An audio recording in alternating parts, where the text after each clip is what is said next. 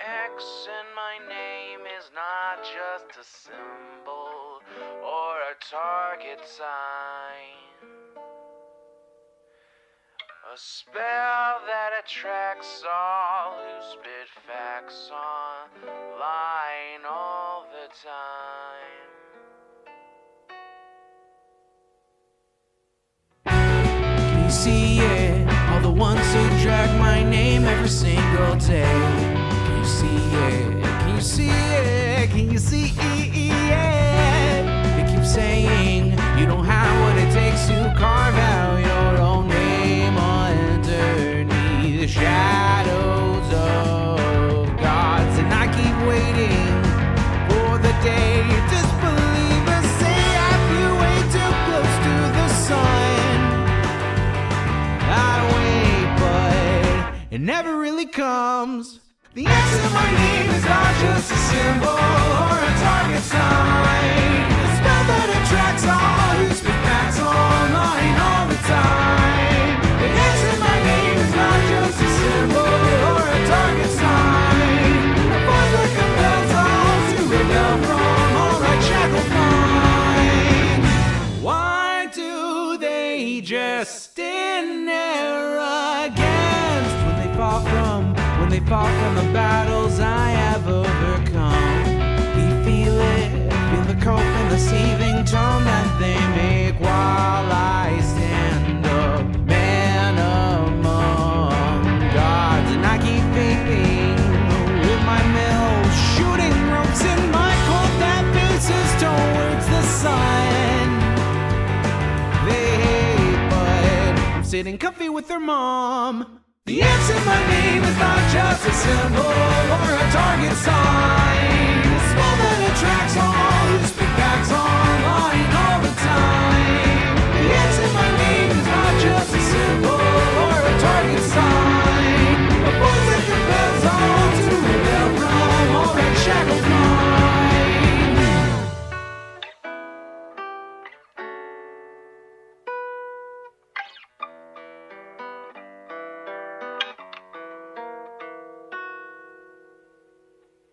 The X in my name is not just a symbol or a target sign. A spell that attracts all who speak facts online all the time. The X in my name is not just a symbol or a target sign. A force that compels all to rebel from all right shackled minds. It's you and me, your mom, it's me. I'll take another hit from my name. You've seen now, watch me not now, punch your face now. Show you how.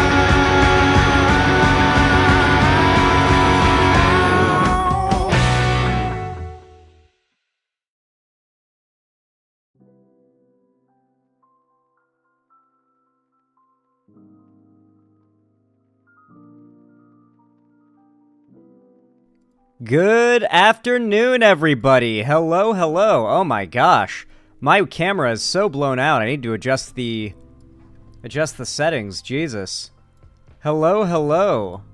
Welcome. It is good to see all of you. Good afternoon. Man, I need a haircut so bad. My hair is getting way too long. I can't keep it out of my face. I know. I hate it. Sorry about the flashbang, everybody. I just finished the YouTube day. The day before segment from Zan is good shit. Thank you. I appreciate that. Welcome to the stream, Princess Kristinoke. Hello there, TSW the Shadow Wolf. Welcome back. Hey, Lefty Jenna, how you doing? Wingo, good to see ya. Summerstar, how you doing? Bango the Buck, what's up? Hey, that rhymed. Let's go. Rince, how you doing? Juno was mad, what's up? The Dude, how are you? Ashroom, what's up? Wild Rose, how are you doing? Alex Wooten, good to see ya. Circuit Dog, I'm glad you're here. Welcome. Canova Striker, what's up? Good to see ya. Did I say hi to you? No, I don't think I did. Val the Shark 69, hello. Astronaut Lad 172, what is up? Good watch party yesterday? Yeah, the watch party last night was fun. We had a lot of people there, so yeah, it does seem like people like watch parties and want them to continue. I was pretty happy with attendance. next week on Friday, this next Friday, we're going to be watch partying the next, or the first 3 episodes of Season 3 of From. Because by Friday, this coming Friday, we'll have 3 episodes of, From out in the 3rd season.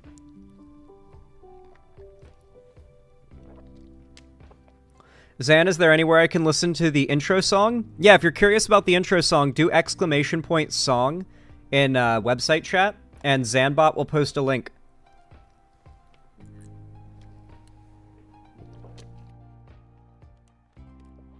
There it is. I post it twice every time I run the theme song, right when I first start it, and then right in the last, like, 10 to 15 seconds of the song. Right before it ends, I post it again, so people who have been listening to it and are wondering can see that and be like, oh, that's what I was wondering about.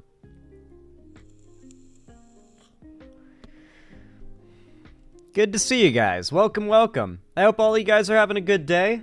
For me, I'm having a pretty chill one. Pretty tired. I mean, I'll probably perk up as stream goes on, especially after I have my Monster Energy. But for now, I'm just...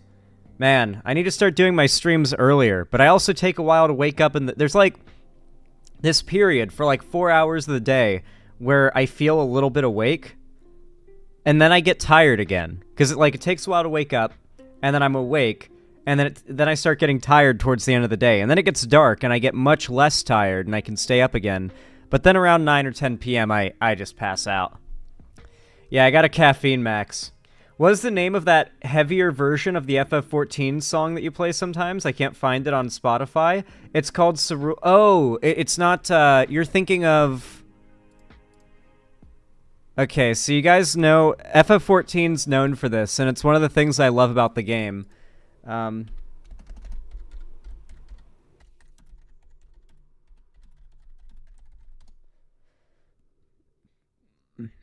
Okay, so...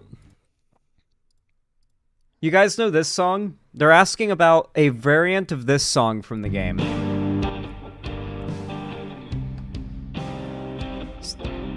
I'll let this play for a sec so you can hear the main thing.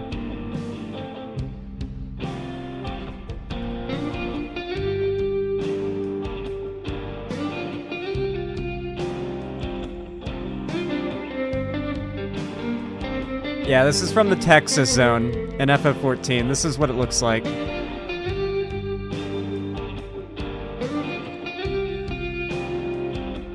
Sorry for the Dawn Trail spoilers. It's about to get very Dawn Trail spoilery in a second.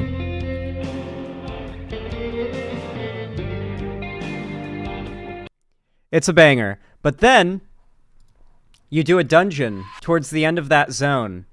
And much like FF14 is known for doing, you get an absolute banger of a remix of a theme that you're already listening to and that already goes hard. They make it go even harder. That's what makes the music in this game so good. They give you a bit of music that goes hard, and then they do this to it. Something like this, even. I mean, this is different than a lot of FF14 music, even.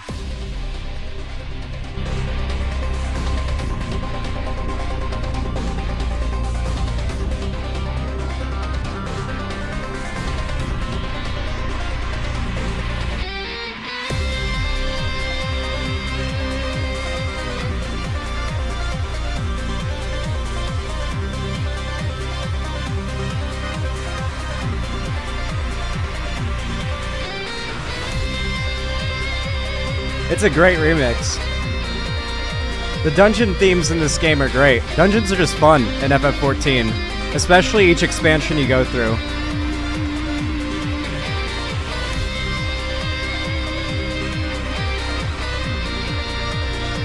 Yeah, this is the point in the expansion where it becomes cyberpunk.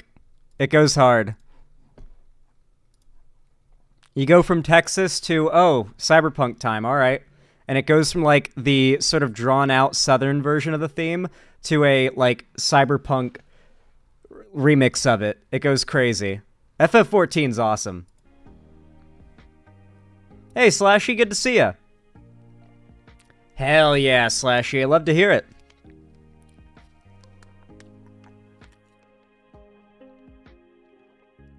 Xanderhall, our town had a private gay wedding and a-holes showed up. I scared him off by doing a welcoming Satan and speaking gibberish, just doing my part for society. Wait, Malifors, is that real? Did you take my advice and it worked? Dude, I'm telling you, Christians fucking hate it when you loudly proclaim that you welcome Satan into your body and that you allow him to do whatever he pleases to the holy men and women that surround you. Like, they will get so fucking scared that Satan's going to act through you or whatever. Like, oh, that goes hard if that's real.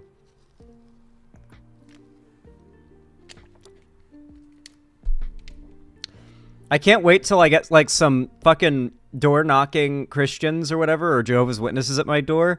I'm gonna do that, dude. I'm gonna do that, and God, you think they'd shoot me or something? I'd hope they'd just run. It'd go so hard if they ran.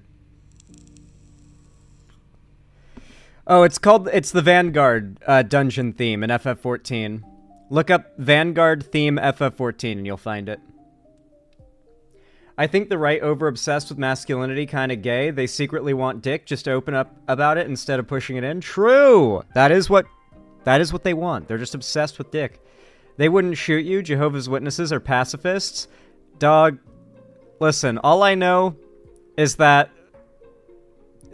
Jehovah's Witnesses are in a cult, and their dedication to the cult's ideals may be lax at best at times, perhaps.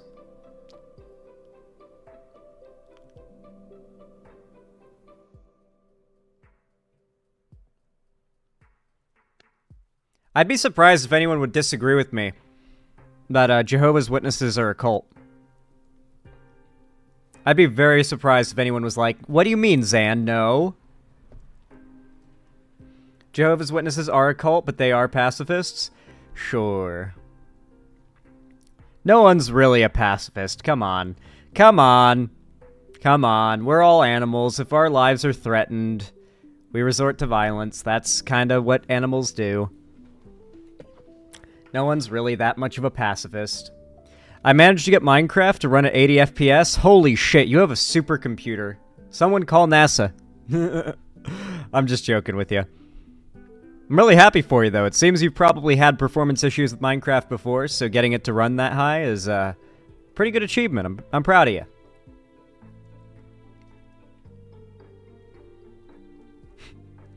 Last time someone told me they were a pacifist, they killed me in Minecraft. True. I was raised Jehovah's Witness. Trust me, bro. They need to be banned. Oh, I know. I know. Believe me, I know. When I was 14 years old, there was a brother and sister that I was friends with, and the sister in question, you know, I had a crush on her. You know, we were in school. I had a crush on her. We were kids, and we were also friends. And in possibly the worst turn of fate you could possibly imagine for that storyline, it turned out that, mind you, we were both 14 years old, that she had basically been arranged, like it was all set up for her to, basically like an arranged marriage, to eventually marry a guy who was already 18. I don't know if it was supposed to be like at a certain date after that point, at 16 or 18 years old herself or what, but those were the plans. Yeah, that shit is absolutely a practice in that space. Yeah, that is so fucking real. Yeah. Yeah. It's fucking weird, dude. It's fucking weird.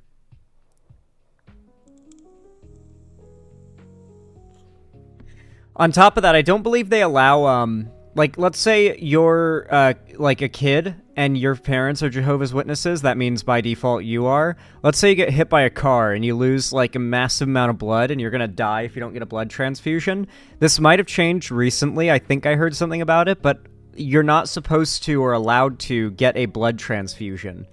Yeah, they don't allow blood transfusions. Yeah, and there's a ton of other medical intervention they don't allow. That is life-saving.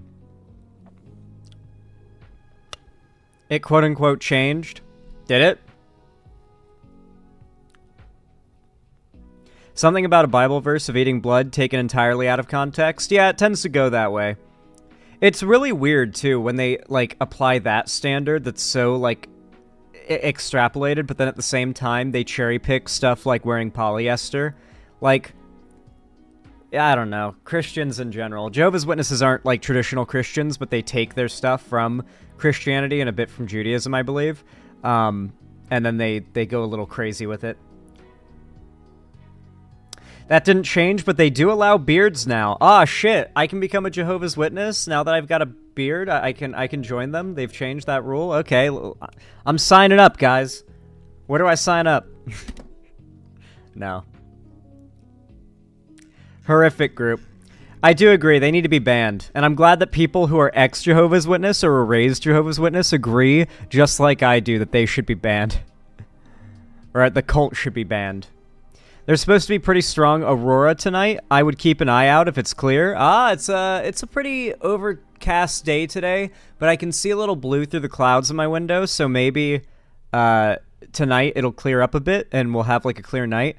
And if that's the case, one of the things that's so nice about having these windows right like above me is I can open them, and sometimes I get a view of the full moon like right there, and it's just like so neat to sit at my computer and just look up through my window and just to see the big ass full moon like bright in the sky through the window, like fully. I don't know, it's just really cool. And the same goes for, I would assume, if it ends up being an aurora over the city of Seattle tonight. Well, Russia did ban them, and they just incorporated it into their persecution complex. Ah. Also, Zan, is your mom still visiting, or did she go home? She is still visiting. I believe it takes like 8 or 9 weeks of recovery before someone who's gotten her procedure, I forget the exact name of it, but it's like robot-assisted, whatever. It's a full hysterectomy, basically. But involves doing internal and external incisions, and it's a whole thing. Her recovery's going great, though. She's finally not having to wear bandages and a binder around her stomach, and she's actually able to just like walk around, and you know, it's getting to the point where she doesn't need assistance, as she words it, holding her organs in, and keeping them from falling out of her incisions. So, yeah, no, it's a robot-assisted surgery. Yeah, scapegoat. I think what they mean by that, though, is that it's like there's a surgeon using like a machine that has like controls, basically. That's what I imagine that is. I haven't really looked into it because it doesn't sound like a pleasant procedure to witness, but yeah, you can look it up. Robot assisted full hysterectomy. It should come up. It's a very long name for the procedure.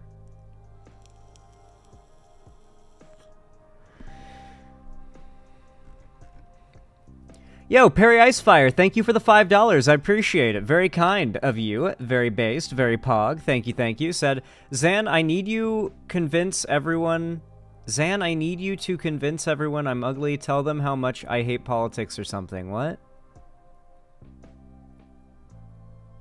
What? I don't know what you mean, Perry Icefire, but I appreciate the $5. Perry Icefire is gay, I suppose. I'm not going any further than that. I don't know what you're asking for here, but thank you for the $5. I appreciate it. I'm not letting you clip me saying mean things. Nice try. Nice try, Satan. Bango the Buck, thank you for the tier 1 sub. I really appreciate that. Very kind of you. Thank you very much. Very based, very pog. Said, hey Zan, I'm curious if we are ever doing call-in streams again. Plus, I have a meme for you. I definitely do want to do call-in streams again, but when I do a call-in stream, it's basically the whole stream, which means I have to have like a good amount of videos like just already set to go up so we don't fall behind on uploads. And then on top of that, man, call-in streams they take a lot out of me, I have to say. It's pretty non-stop conversating with different people and like having to readjust to different levels of like different like vibes of social interaction. Some people are nervous, some people are really overexcited, some people are really kind of like drawn out and require me to, you know, kind of do a little extra work to make the segment interesting and fun and entertaining. And so call-in streams can be a lot, and so I think I'll probably limit them to like once a month once I start getting them rolling. But we'll always be doing a event in the Discord at least once a week, and it'll almost always be Friday, I think. Probably always just be Friday. I'm gonna try not to miss any of them, though. Obviously, I can't promise that I won't get sick or there won't be an accident or something like that, but those things should be few and far between, at least I hope. How about just join VCs and goof around with us? I do it sometimes. I join VCs sometimes when I see a bunch of people in there. I'm not always at my computer, though. And when I am, I'm not always scrolling through Discord or looking at my Discord. But the time I usually see a lot of things on Discord is when I'm getting stream ready. That's when I'm, like, clicking on there a lot because I have to type up my announcement. I've got to search around for any, interesting recommended topics people might have sent, that kind of thing. Did my vape just die? Cringe! I can't wait until the next call-in stream. I'm going to talk to you about the newest Beyblade releases and potential remakes. Well, TSW Shadow Wolf, you'll have limited time to do so, as everyone else will have, unless they're there with, like, an argument or a debate that's, like, peak content, you know? What are you talking about? Femboy Zanpic? What the fuck? I do not want to see a femboy Zanpic that you've created somehow, but, I mean, post it or don't, I suppose. People in chat are probably gonna love it.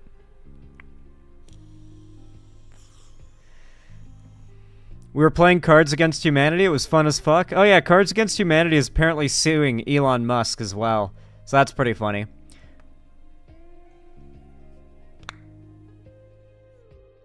I feel like if I have another caffeinated juice packet, my heart is going to explode. Jesus, trans goddess Rosie Star. Don't have another one then, oh my lord. You don't sound tired. People are now understanding that Sonic is woke, and when the main theme of the first game is nature versus technology, like why the fuck are they calling Sonic woke now? The same reason I've said 100 times before, really. A lot of things that you couldn't get away with making today, such as, like, the old Sonic games, the original Star Wars trilogy, the Lord of the Rings trilogy from Peter Jackson.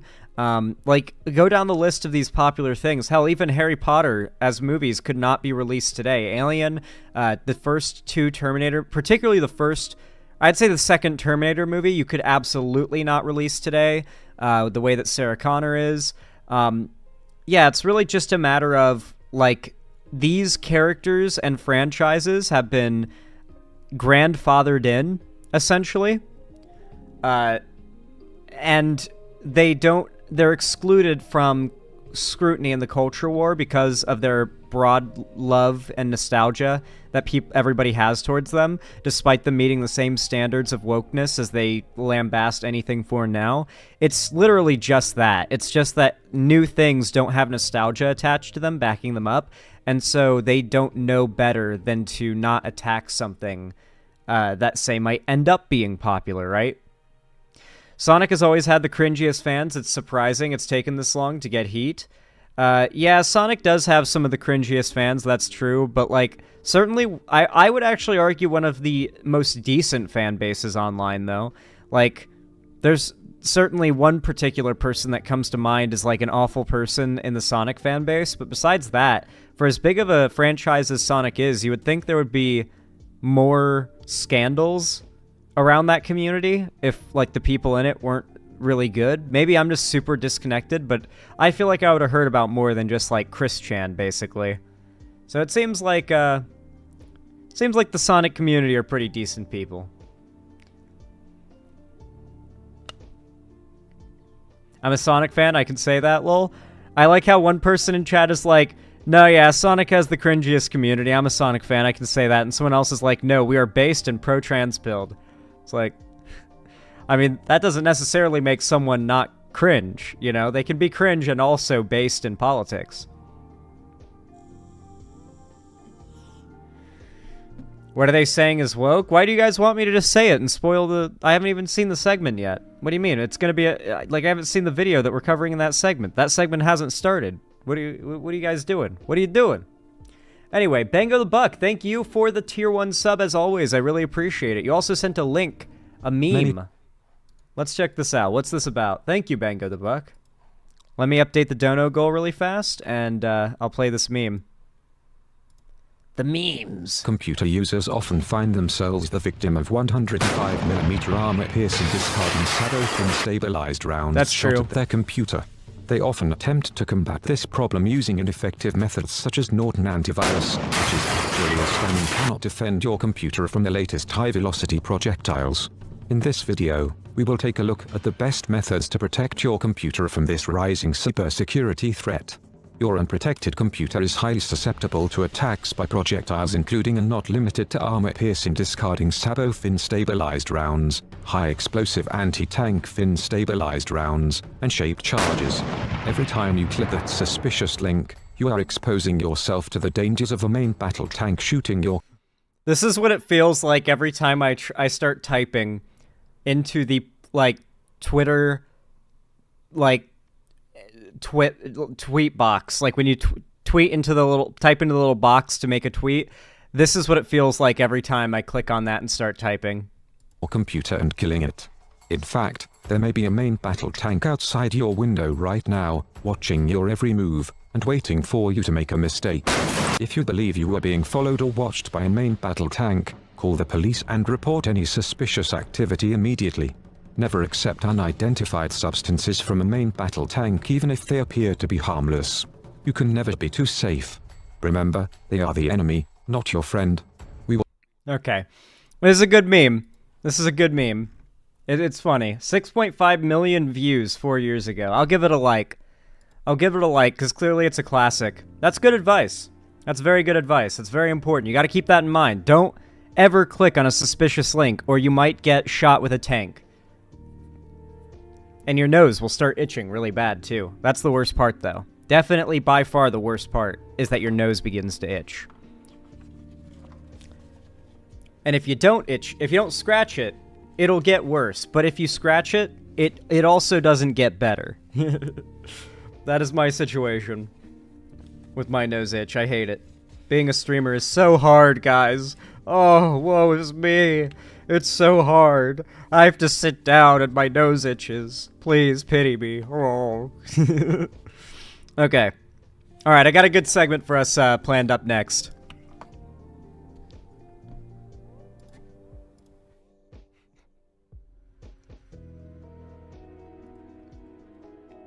Slashy, you were the one that recommended the Sonic is Woke Now video, right?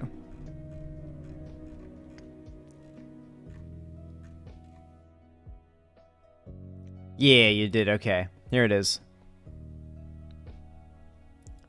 Woo. What?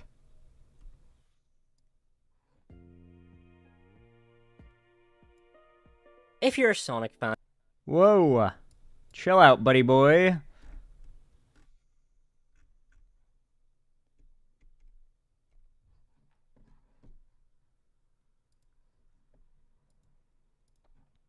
All right.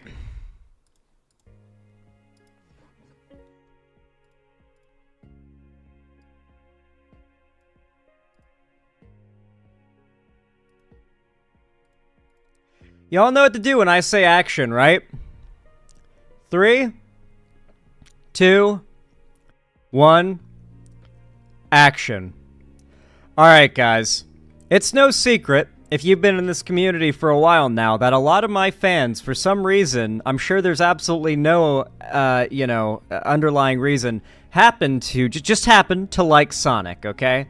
There's no particular reasons for this.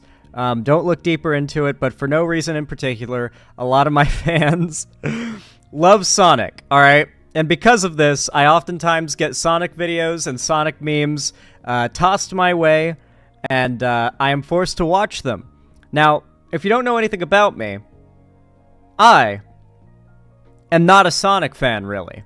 Like, genuinely everything that I know about Sonic, besides the fact he's a blue hedgehog that goes fast and runs on loop-de-loos and collects, like, gold rings, the only things I knew about it besides that, I have learned all of it from cultural osmosis from you guys. Like, it has been almost entirely through this means. And because of that, you know, I have seen, like, the Sonic movies, the 2 Sonic movies that have come out so far, mostly because of you guys. Like, we watch partied them in my Discord. And, you know, I'm not a big Sonic fan, but I'm certainly not a Sonic hater, right? I'm just sort of neutral on the franchise. But what I find very funny is the idea that people within the gaming and, you know, just general Sonic community would all of a sudden turn against the game and accuse, or the franchise in general, I should say. It's not just a game, it's a whole franchise. There are animated shows, I think there are, like, comics and stuff. There are, obviously, a lot of different games. You know, it's a multimedia franchise. And so, this guy has put out a video called I Just Don't Trust the Sonic Franchise. And it's essentially him, who I believe is a Sonic fan, but maybe not. Maybe it's just him arguing why he's not a Sonic fan. And he's arguing he doesn't trust the franchise. And, you know, fair enough. I don't know how reliable the franchise is as a whole. I am not really a big fan of the games based on what I've seen of them. So I you know, don't really have much of an opinion there. But what I have found quite funny is the fact that apparently this guy goes on to complain about Sonic as a franchise going woke, which is really funny because even with the very small amount of Sonic knowledge that I have at this point, I know that, like, Sonic has always been pretty woke. Like, the storytelling of it, the general morals and themes, obviously, have always been pretty progressive and generally very uplifting and positive, even when it gets a little too try-hard edgy with, like, Shadow the Hedgehog or whatever. So this is yet another one of those situations where a beloved franchise that has had its older versions sort of grandfathered into people's nostalgic view of things, they get exempt from the standards of calling whatever new thing they find to be too diverse woke, right?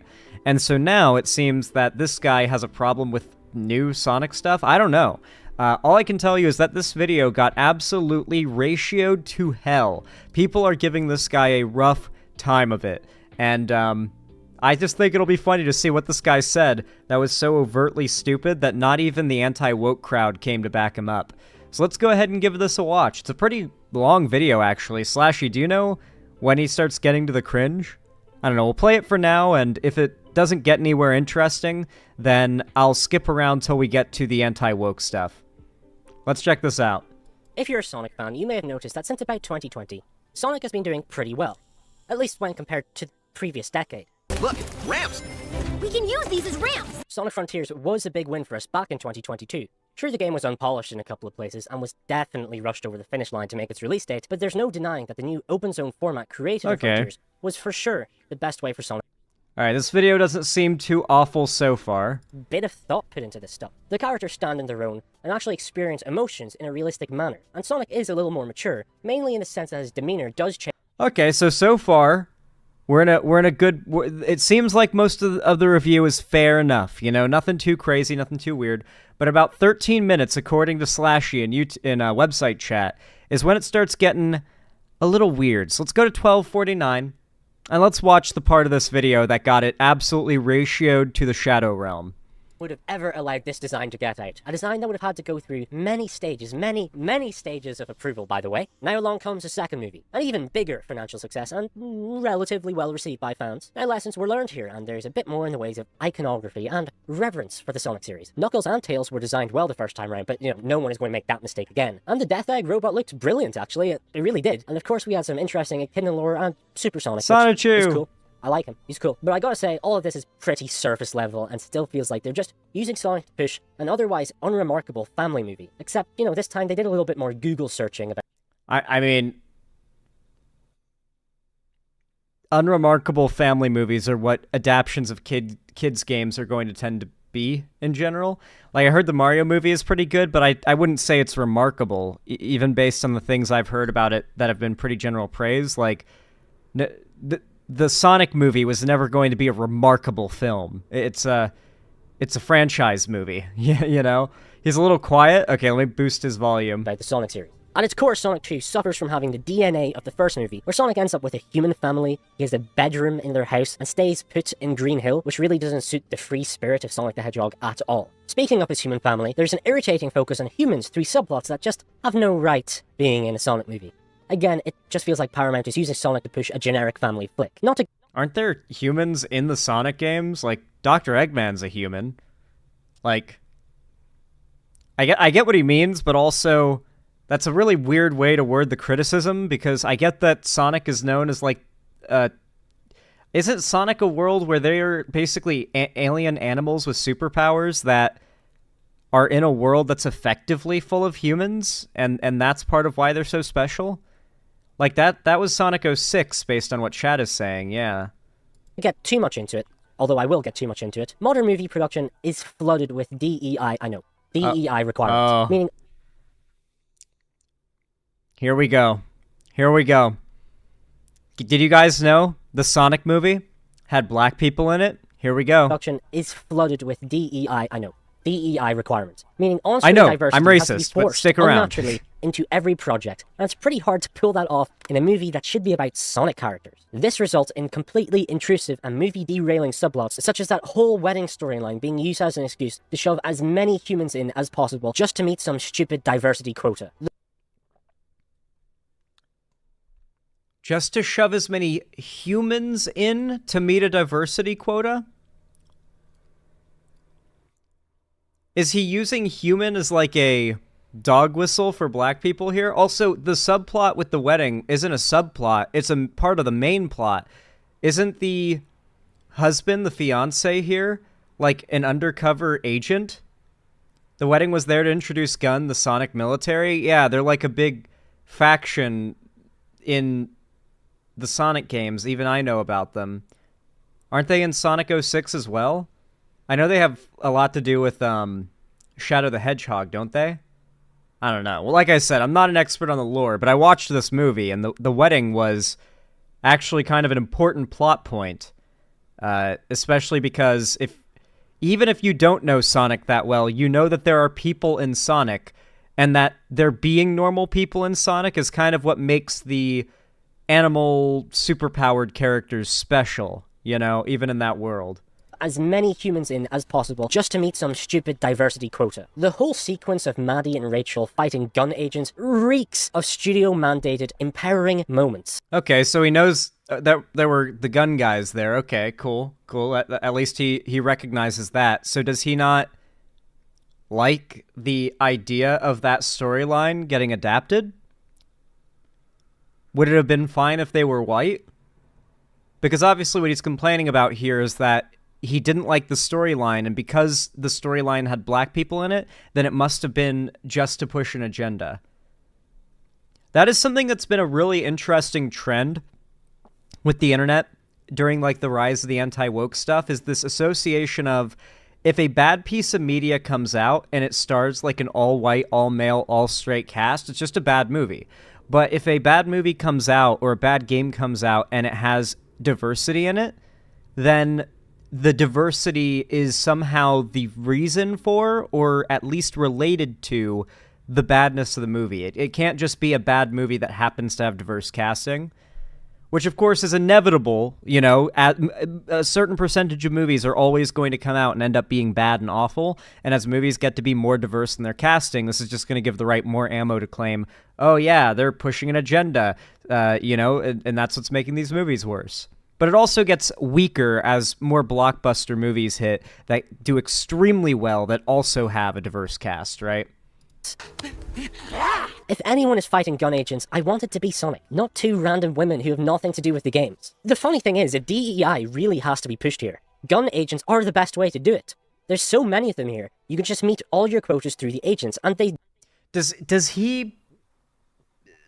So this guy has seemingly fully bought into the conspiracy theory that the DEI thing is real, that like Sweet Baby or BlackRock or whatever, these communist investment firms as they call them, are pushing an agenda and using media to do so via mandates of diversity. And if this was happening, the only logical conclusion would be that they're doing this to make more money because diversity equals more money. But they argue that it makes these movies go broke, that it makes these movies do badly. Though he's arguing about a very successful franchise right now, which is what ended up getting him nuked. If he was talking about a less popular franchise, or if the Sonic movie had gotten way more hate on release, if the Sonic fan base hadn't come out to say, okay, actually this is pretty good on release, and just let the internet run with the idea that it was bad, then believe me, this guy would have gotten far more views, he would have gotten far more likes and way more support, because there would have already been a bandwagon around hating these movies for completely separate reasons. And, just not pleasing the fans, for example, in terms of, what it delivered and what it adapted. And because of that already existing anger, there would actually be a market for this type of rhetoric. But because the movies are well-recepted, that is why there is no market for it. If people didn't like the movies, this video would have done great. It would not have gotten ratioed. Did make them diverse, but maybe they're just not allowed to have too many diverse people as bad guys. I can't believe I'm talking about woke Hollywood in relation to Sonic, but that's the world we live in today. That's the world we live in today, I guess. Yes, it is the world we live in today. We have truly fallen as a civilization. People like you go on the internet and unabated just bullshit people and complain about diversity in media as if it's a real issue in this world, and basically just reveal the fact that either you have nothing serious going on in your life, if this is the biggest worry that you have, or you are just playing a grift to make money off of gullible idiots that fall for this grift narrative of everything is going woke. We live in a society. Sorry if I upset you here, I'm not actually. This is a Paramount-made movie, remember that. The same company that's still allowing Alex Kurtzman to control Star Trek, despite the fact that he made Star Trek Discovery. Did you see the Sector 31 trailer, by the way? So, Sonic Movie 2 is more... Is Star Trek Discovery, very unsuccessful or something? I haven't watched anything recent Star Trek, so I don't know if it's he's just mad about the show being diverse, and that's what the problem is. Star Trek is as woke as it gets. You guys know Star Trek got the episode. There was an episode of Star Trek where Captain Kirk, not Captain Kirk. Is it Cap? No, I think it's Captain Kirk and no, it wasn't Kirk. It was fucking, hold on, I'm brain farting right now. William Riker. It was William Riker and another crew member who was played by a black actress, kissed and had the first interracial kiss on television in America, and Alabama banned it back in 1966. Yeah, Lefty Jenna. Alabama banned it because they didn't want interracial relationships encouraged on television. It was it's one of the most classic examples of the anti-woke, we have to stop any form of what we consider progressive, societal degradation from being in media, right?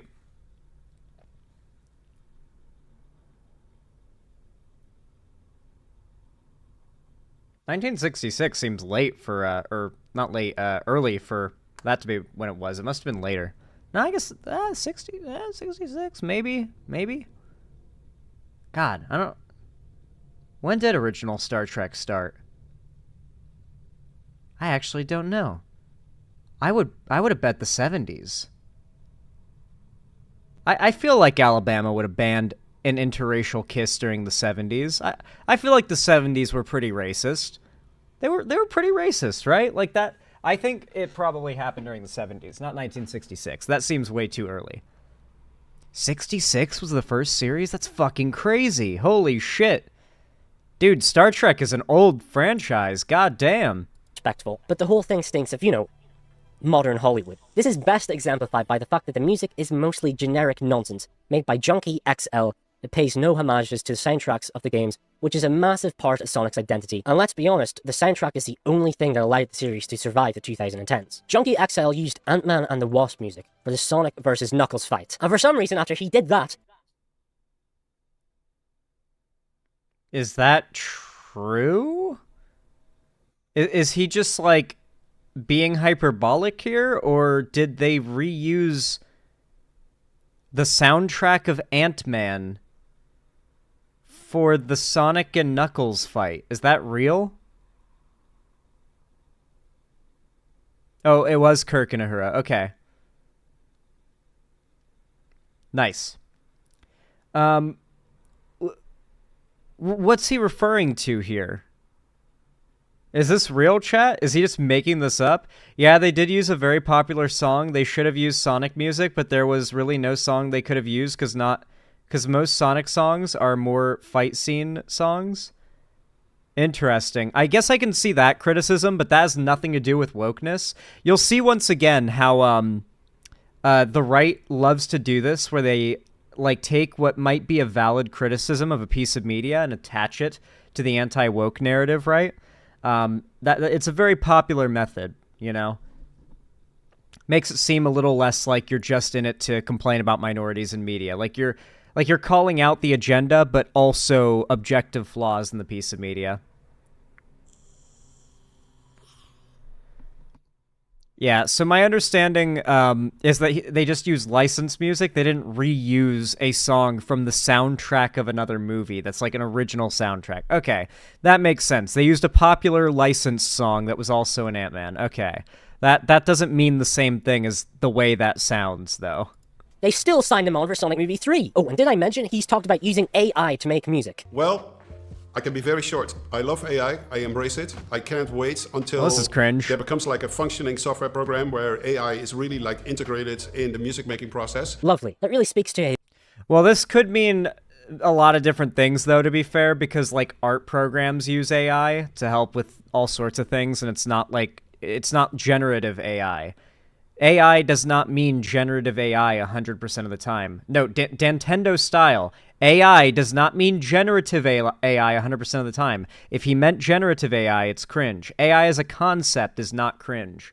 Oh god, I just realized we're going to enter this like era of brain rot where people refer to generative AI trained off of other people's work and other images as just AI and stigmatize AI as a whole as including that.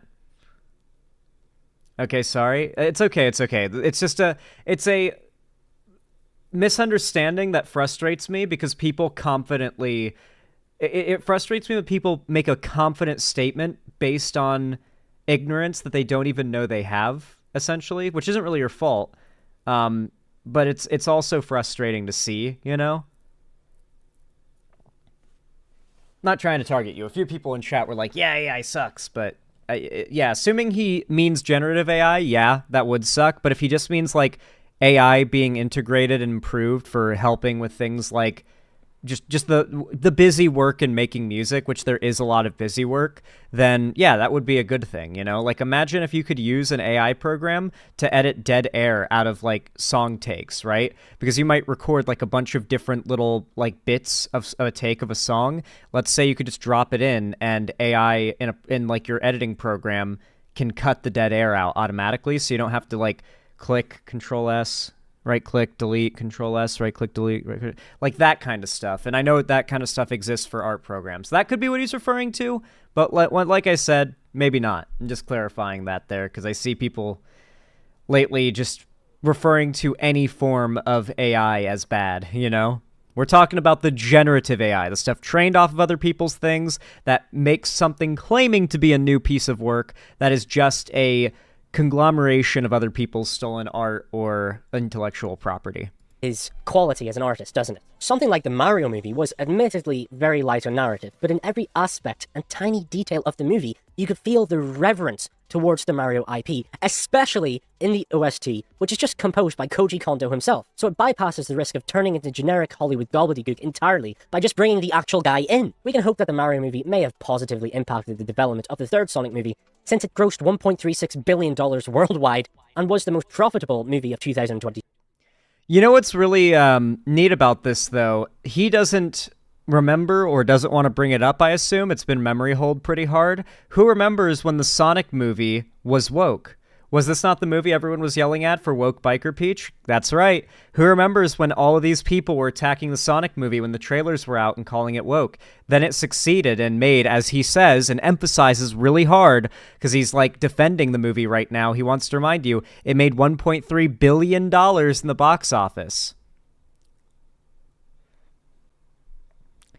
So, yeah, basically they thought that the Mario movie was going to be woke, accused it of being woke, and shit-talked it for a while before it came out, and then it released, did super well, and now he and all the other Chud YouTubers walked it back and now use it as, like, a comparison, a positive comparison to the things that they criticize and call woke.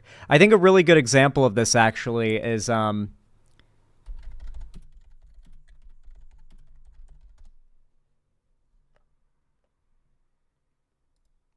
there's an article about it. The confusing history of how Super Mario Bros. Became an anti-woke symbol. The Super Mario Bros. Movie dominated the box office when it opened last weekend, exceeding predictions by making $377 million globally and shattering the multiple records in the process. Among the many people lauding the success of the animated feature have been right-wing pundits who claim that the success of Super Mario Bros. Is due to the film being anti-woke. For those not familiar, the movie centers on Mario and Luigi to blah, blah, blah, blah. But why has the family film generated so much political talk, including from some conservatives who have argued that Super Mario Bros. Is in fact very woke? Turning Point USA founder Charlie Kirk was among the first to tout the film's supposed conservative values in a Saturday night tweet in which he said it succeeded at the box office because Nintendo refused to let Mario Bros. Go woke. The following day, conservative podcast host Steven Crowder called the movie anti-woke during a segment, and his guest, conspiracy theorist Alex Jones, agreed. Within days, social media was full of comments proclaiming Super Mario Bros. As an anti-woke triumph. Kirk commented that Nintendo and ostensibly co-producers Universal Pictures and Illumination, you'll notice, by the way, it was like the second they found out how big the box office was, the big conservative pundits started like jumping onto the idea that this was an anti-woke movie and that it succeeded because it's anti-woke, because simultaneously wokeness must be destroying Hollywood, destroying movies and media, but it also has to be losing, has to be like taking over super strong, a big deadly threat, but also whenever something not woke comes out, it dominates in the box office over everything that's woke, because the enemy is simultaneously weak and strong. It's a core tenet of fascism, and it even applies in this culture war bullshit. The following day, Kirk commented or contended that Nintendo and ostensibly co-producers Universal Pictures and Illumination found success despite negative words from actor John Leguizamo, who portrayed Luigi in the 1993 live-action take on the franchise. Prior to the new film's opening, John Leguizamo, it's a very much an Italian name, said he would be boycotting it since the production messed up the inclusion that the first feature possessed by having him, a Latino, as a lead. Oh, I guess it's not Italian. Listen, okay.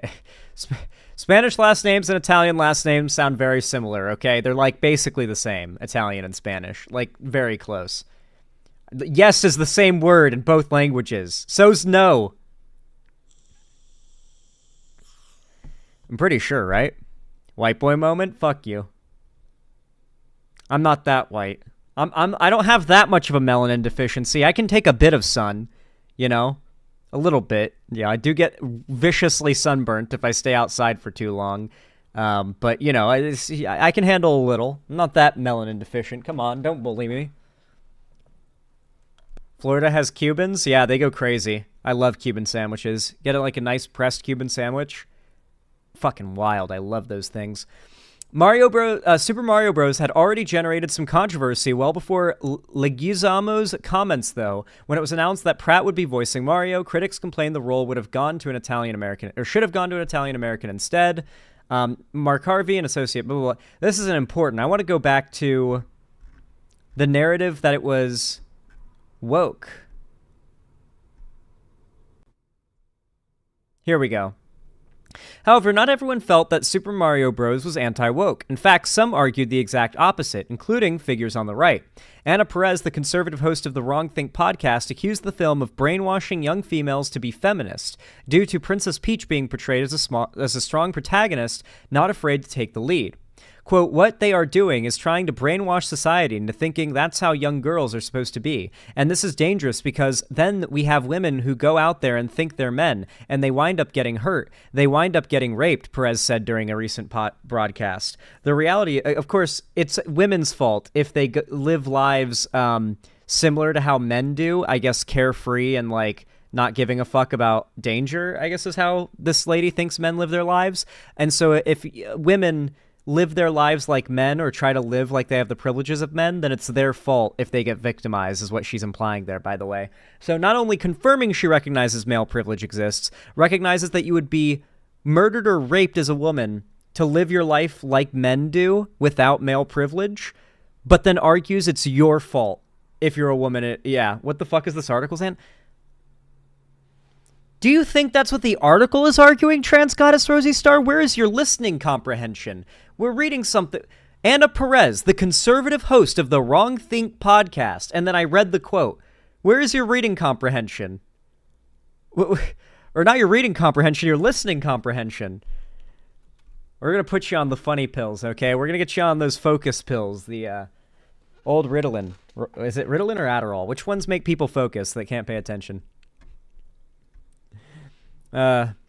Women conservatives must be genuinely stupid to follow their oppressors. I need you guys to know, female conservatives are some of the most evil bitch cunts you will ever encounter, okay? Genuine, like, I don't know if there's a gender equivalent to, like, the term race traitor, but if there is, then that's what they are, okay? Like, genuinely so. I fully believe that saying sexist shit about conservative women is completely fine, because that absolutely pales in comparison to what they are willing to do in electing and advocating for the figures that would absolutely decimate women's rights in this country. They've got absolutely no right to complain about it, but you better believe they do. If you so much as breathe a sigh of disagreement about the politics of a conservative woman, they will immediately use their identity as a shield against your criticism. You will never see anyone go full SJW accusations of racism, sexism, whatever it may be, homophobia, than a gay conservative, a black conservative, a woman conservative who has had their ideas challenged. Like, the second you challenge, instantly using identity as a shield. Yeah, conservative women, be quiet and shut up challenge. Unless you want to become, progressive, in which case, be very loud. Be as loud as fucking possible. The thing is, conservative women are supposed to be quiet and to shut up or whatever. That's what their husbands want, and that's what they claim to want to do is please their husbands, because they love their husbands, right? And their husbands are superior to them, and they're stronger, and they're the glue that holds the whole family together, right? Anyway, we're getting stun locked here on insane conservative groupthink. Back to Sonic. 3. So, you see where respecting the IP can get you? Listen, I am very interested in the idea of a movie adaptation of Sonic. It is unnecessary to say sexist shit about them, though. I would actually argue sometimes it is necessary. It depends on what your standard of sexist is. They would definitely call you sexist. So, I mean, I as a guy can't really argue even with a conservative woman who's accusing something I criticize them for of being sexist on that. I guess maybe it is, Doesn't change that it's right. But, like, yeah, if a conservative woman is advocating, like, as a grifter podcast host, like, saying that women are naturally, biologically intended to have a single male partner, while men are naturally, there's a term they use for this, like, they're naturally meant to have multiple partners, so women's place is to be the broodmare in a harem of wives, like, hypergamy, yeah. You see, like, conservative podcast women who are complete grifters, like, also Lauren Chen is one of these people, that they are as sexist as it possibly gets, calling out the fact that they are doing, ironically enough, they do everything that male misogynists accuse all women, particularly progressive women, of doing. They do those things, right? Like, conservative women actually use their sexuality to scam conservative men out of their money via content creation. It's a massive grift right now. It's ironic because those same men accuse OnlyFans girls of scamming men. They accuse women in general in relationships of being gold diggers that just want to sap the wealth and income from men. you can call, if it's sexist to accuse women of doing that in general, and they want to argue it's sexist, I'll own it. I'll say, sure, I am sexist, fuck it. But that is what they are doing. Yeah. Conservative women take everything that misogynists say about women, and they are like, oh yeah, let me do that. Yeah. Adventure 2. But since this will have the same DNA of the first movie that plagued its sequel, and seemingly the same creative team as those two movies, I'm remaining cautious here. What I'm getting at is that Sega is Here's the thing, though. On the other end of the spectrum, a conservative man might, like, kill and rape you. Like, that happens. Like, that is a real fear that women have. Like, to just not even sugarcoat it, even in the slightest bit. That is the legitimate fear that a lot of women have of conservative men, is that if they ever meet one in the wrong place, wrong time, go on a date with them, something like that, that their lack of respect for consent, boundaries, and women's rights and autonomy might lead to them being raped, and if that doesn't go the way that said rapist wants to go, could be murder. That is a real fear. So, once again, not trying to make it some gender war thing. Every conservative sucks, regardless of their gender, is my emphasis here, okay? Just be on the lookout for the fact that conservatives are willing to use any lying, dishonest tactic under the sun, and if they are part of a marginalized group, they know what they're doing. They know they're grifting just as much as any conservative pundit is, and if they get called out on the grift, just like any other conservative pundit would use any dishonest tactic to defend themselves, people who are part of marginalized groups and grift for right-wing stuff use their identity as a shield. It is a very easy, shameless way to shoot down criticism. Is that supposed to be new knowledge? Mooney Live, just because you knew something that I said does not mean that all 200 people here know what I just said and already knew that. Mooney Live, are you aware of the fact that you are one person in a world of nearly 8 billion, maybe over 8 billion now, actually, and that not every single person on this planet has had the exact same experiences as you, and some people, in fact, even know different things than you. Like, some people know things you don't know, and some people don't know things that you know. And so sometimes when something is being said, it's actually valuable even if you already knew it, because some other people hearing it might not have before. It's actually a pretty crazy idea. allowing this to happen. I understand that the movies are good publicity and they make good money, but this isn't really Sonic, and I wish Sega cared more about that fact. I don't want them to be complacent just because of those healthy box office numbers, and perhaps that attitude might just end up spilling over into the games. Because let's be real, Sega...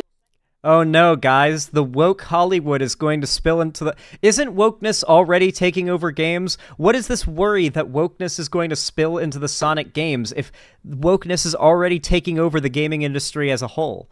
Well, wouldn't you just be more concerned about the wokeness coming from inside the house? His track record with successful Sonic is just, bad. I consider Sonic's first objective win to be Sonic Frontiers. So that's a little under 2 years ago, at the time of making this video anyway. The first two movies don't count to me as the return to form everyone's talking about. I see them more as Sonic breaking back into the zeitgeist of the new generation, regardless of what image is being projected by those movies. Yes, Frontiers is a fun game, it's definitely a great foundation to work off, and the way Sega has engaged with the feedback to the game has been encouraging, but again, this is the same company that went from Sonic Generations to this. The same game company that let Sonic Boom happen, showing that they hadn't learned a thing from the disaster Sonic 06. They didn't learn from that. Again, it's not even been... So, one thing that I find interesting is he doesn't say that Sonic Boom was a failure financially, though the implication is that it was, that they didn't learn from Sonic Boom. Was Sonic Boom a financial failure? Because someone sent me a link to a clip of it the other day, and the clip was actually pretty funny. What was woke about Sonic Boom? There was a scene in it that I got sent yesterday in which...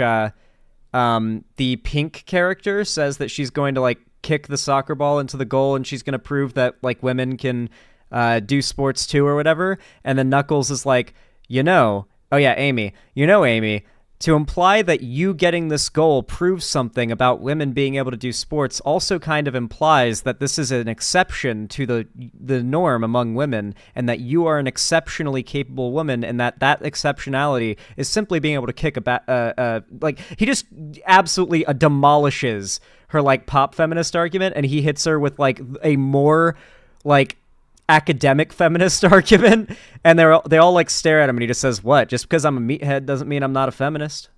I was like, yeah, that joke actually went hard as fuck, especially for a kids show.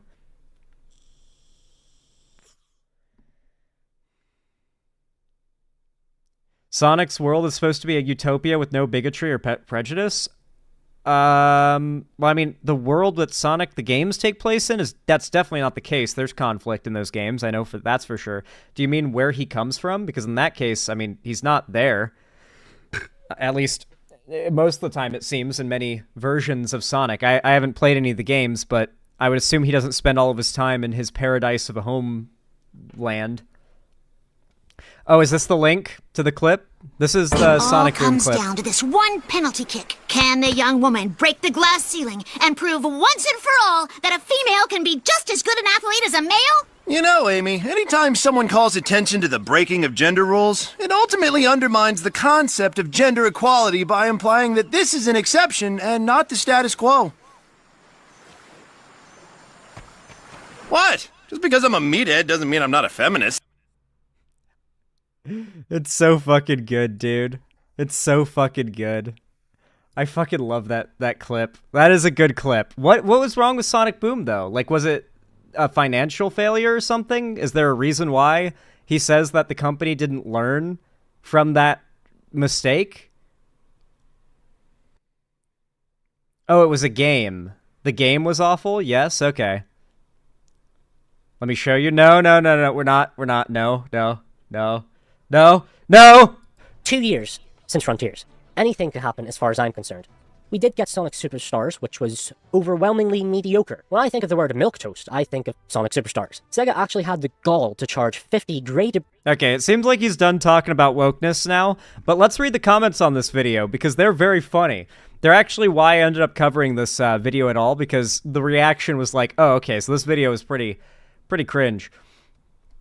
Sonic movies are ruined by the woke. Bro on to nothing. No way you made this whole video and thought to yourself, yeah, people are 100% going to take me seriously when I talk about wokeness in Sonic the Hedgehog. What does black characters have to do with the side plot in movie 2, dude? Ooh, the woke is ruining Sonic. Never cook again. Bro is not cooking. Bro is getting banned from cooking school with this one. Diversity is forced into Sonic. So we're just going to act like Sonic Unleashed isn't a thing or what? Black family exists in movie. Forced DEI. This is my issue with this talking point. How do you have diverse characters without it being perceived as forced? I've yet to get an answer. If a normal family is seen as forced, there's simply no winning. So I can only come to the conclusion that jumping to DEI when seeing black characters is rooted in racism. I don't think the wedding scene was to meet a diversity quota. Wasn't expecting to see actual racism in a Sonic video. Bro's brain stopped developing years ago. The wedding scene had nothing to do with diversity. It was to introduce Gunn. The wedding was a sham from the jump if you did not realize the late you didn't pay attention to the movie or the Sonic franchise. Do we all remember that one bit from the Sadix manual where it says that the only thing Sonic hates is oppression? Oh, no reason. I was just reminded of it. So what I gather from this is Sonic is not only woke now, but because there's black people in the Sonic movies and we can't move past the baldy nose hair clip from Colors every time we talk about the 2010s and overgeneralize the decade as terrible trash that ruined Sonic from his glory days of the 2000s. Yeah, I think that about sums it up. Sonic is getting woke, bro. Almost every human character is white outside of Unleashed. The fuck are you on about? Just put the fries in the bag, bro. Oh my yap, bro saw more than one black person in a movie and died. Like, I understand maybe not liking the humans, I get it, but saying, herder, 2 black women must be DEI. Like, please, shut the fuck up, Lamau. DEI is literally the least of Sonic's problems as a series right now. I saw the title and was like, yeah, me too. We've been burned so many times. I don't want to be too excited for anything in case it's not good. And then you brought up wokeness and DEI. Okay, so what's happening here? I'm starting to pick up on the state of the Sonic franchise right now. Apparently the Sonic franchise is in a bit of a shaky state. Like, it's not all bad, but it's not all good, according to the fans. But there's enough bad that it seems like there's a pre-existing anger at the franchise, enough that guys like this are trying to farm that hatred and turn it into anti-woke sentiment and just grift off of that. He is trying to start the anti-woke grift within the Sonic franchise. It's recovering from 10 years of garbage right now. Okay, makes sense. Back in the 90s, it was considered woke to care about the environment. Sonic championed that movement, and he's had a black voice actor multiple times. Sonic's been woke, and Sega actively supports gay pride parades. Where have you been? Sonic is blue, Knuckles is red, and Tails is yellow. But where the problem begins for you is where is when there are black people in the movie. I'm assuming you had zero issues with James Marsden for some inexplicable reason, right? It's one thing to say that the Sonic movies focus too much on human characters. It's another thing entirely to be frustrated that not every character is white. Bro yapped for like 10 plus minutes only to waste it by criticizing with woke DEI concerns at the end. SMH, and I was really interested in hearing the perspective. Complaining about diversity and woke immediately made the entire video invalid. Go outside. He really tried to bait the Sonic community into his, like, you know, Sonic criticism video that would be trying to slyly push anti-woke propaganda onto them, and they caught it, and they are not down for it. I'm proud of the Sonic community for this. This is based. Sonic Rush literally sampled one of Malcolm X's speeches for an OST. It's called Wrapped in Black. This video is insane. Yeah, this video is ass. Bro is slipping hints left and right about woke up until the 14-minute mark. Of course you're complaining about woke DEI because there's more than one black person in a Sonic movie. That was ridiculous and completely unnecessary. I would love to see what proof you have supporting this claim. I will say this. Yes, Shadow fulfilled his promise to Maria in Sonic Adventures 2. That does not mean he has made peace with it. He was ready to basically die on that high note. Heroes was... Okay, I don't care about this. Oh, brother, this guy stinks. Tomato emojis. The entire Knuckles show is about Wade and his dad or whatever. Sorry, bro, when you started talking about woke Hollywood, I checked out. Wait till this guy finds out who Sonic is voiced by in AOSTH and SATAM. Bro's gonna flip when he finds out who voiced classic Sonic and Sonic Prime. The way you killed all your good faith with randomly yapping about woke Hollywood. You can see now, like, I really do think we're entering this era right now. I genuinely do. I think we're entering this era where people are getting fed up with the anti-woke bullshit. You know how we covered that video from the Ackman yesterday, where he's talking about, oh, everything is woke now, apparently. You know who else put out, I mean, they're already pretty left-leaning, but a large YouTuber as well. D'Angelo put out on the D'Angelo channel, anti-woke YouTubers are a plague, 6 hours ago, and it has 100,000 views. It's a good video. I've watched a good bit of it so far, but I'm kind of like, if I had to watching it in chunks because it's on the longer side. I tend to do that a lot. Like, I'll watch 10 minutes of a video, and then I'll come back to it and watch another 10 minutes or finish it up or whatever. And so I gotta finish this one later, but I'll play a little bit of it here because it's really good. And if you don't watch D'Angelo, you're missing out. Really good content. To sum up today's entire video in a single word, it would be woke. Not sure if you've got the memo, but apparently everything is woke nowadays. Video games, movies, the existence of women, all of these things are proof that we are moving in a very woke direction. Or at least that's what many would have you believe. And if you, like me, are just interested to learn all of the ways in which the world has become woke, because that's definitely something I'm interested in, look no further than youtube.com, where they are all too happy to shove this content in everybody's recommended feed for unknown reasons. And you know what? Honestly, I'm tired of fighting it. Today, I've decided, instead of hitting not interested for the 1000th time, I'm just going to dive into the rabbit hole and see what they have to offer. But first, welcome. My name is D'Angelo, and I am your professor of post-informational deconstruction theory, which is a very real degree that I definitely do have.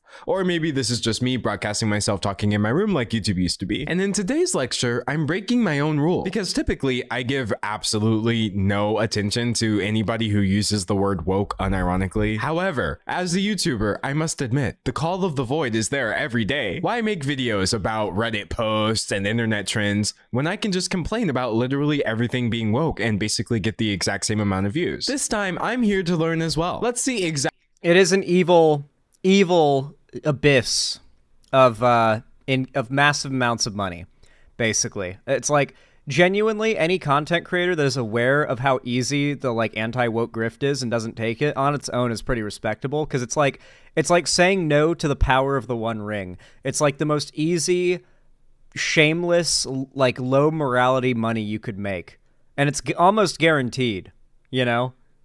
Exactly what it takes to thrive in YouTube's anti-woke industrial complex. So I have actually wanted to make this video for a while, but the number one thing that was holding me back this entire time is I am terrified of messing up my recommendations. I don't know how to signal to Mine are fucked, dude. Like, whenever I watch the Chud content on the same account I just watch normal stuff on, my recommendations are so fucked. The same goes for because you guys send me videos and memes to watch, and I watch them on the same account. So my recommendations are just so fucked, man. I need a second account, true, but I pay for YouTube Premium on this one, and I wanted to have it because I feel like there may be like at least a 1% chance that YouTube gives preferential treatment to channels with YouTube Premium. Like, there's no way there's not some 1 or 0 behind the scenes that sets it so you get like at least like, I don't know, like 1% more engagement and recommendations on your videos if you buy YouTube Premium. That's got to exist somewhere, you know, just, you know, it's got to be a thing. Beta male Sonic meme. We've seen it a million times. It's all good, Summerstar. Anyway, I think we're entering the fall of the anti-woke movement right now. It's not fully dead by any means. We're far from it, but I really do think it's starting. I think people are getting really tired of this shit, and now that even, I would actually argue with Actman, marginally conservative-leaning content creators, like he believes there are agendas being pushed in media for like progressive woke stuff. Like he believes wokeness is a thing, and even he is getting to the point where it's like not every game is woke. Like what are these people doing? Like what is this grift? They recognize it for what it is.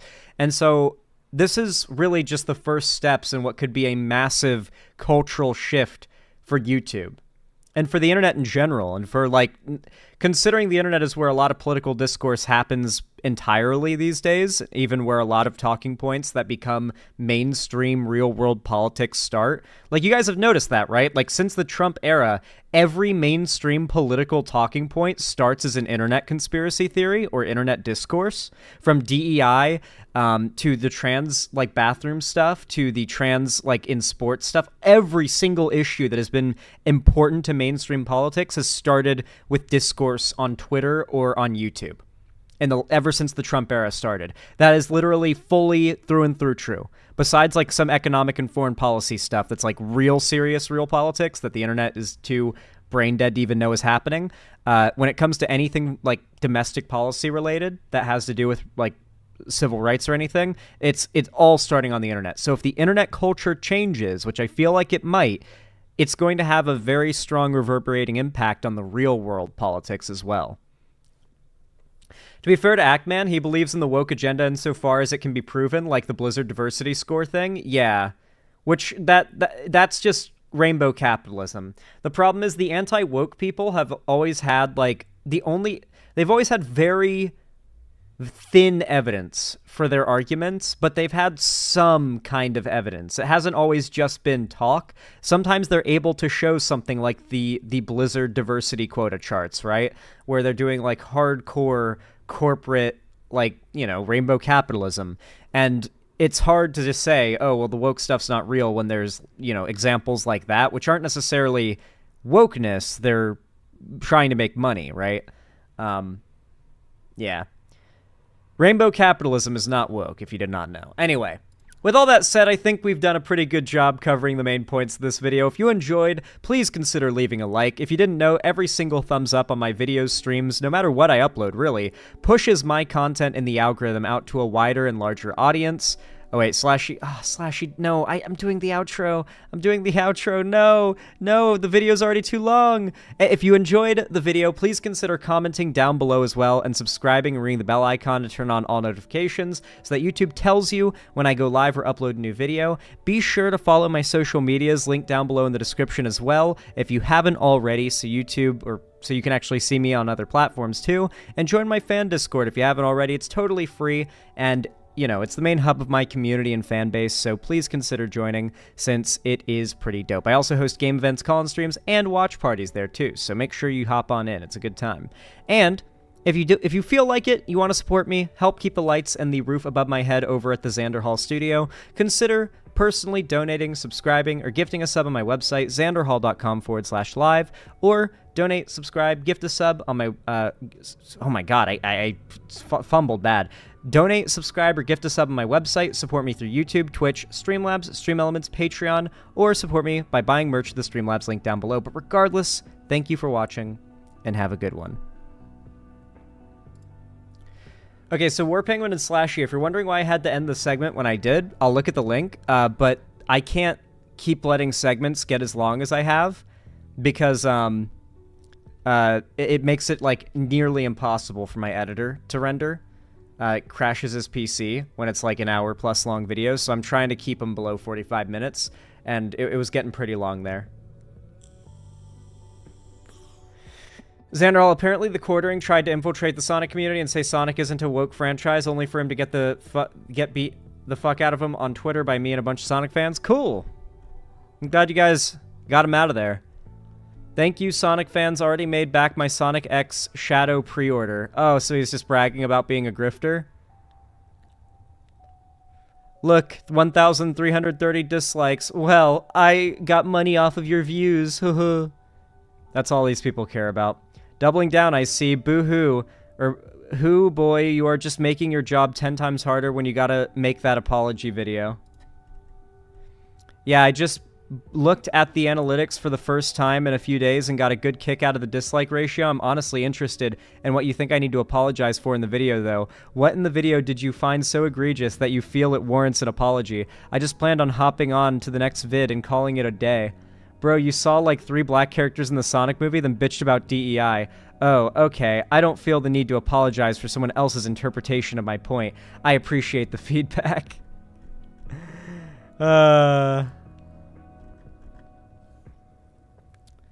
That is so fucking funny. He's mad. YouTube that I am only clicking. Jesus Christ. Video started autoplaying. He ran away from you? Wait, did he post that in response to me covering him? That'd be funny. In my Discord, in the stream suggestion section, Casey. Even now I'm seeing more and more people saying they're tired of the anti-woke grifters. Yeah, it's getting to be a real, like, significant push culturally against that shit. People aren't even in favor of it on the right. It's starting to be, because if you're conservative, you're going to recognize the dishonesty even easier. If you're a genuine conservative and not, you know.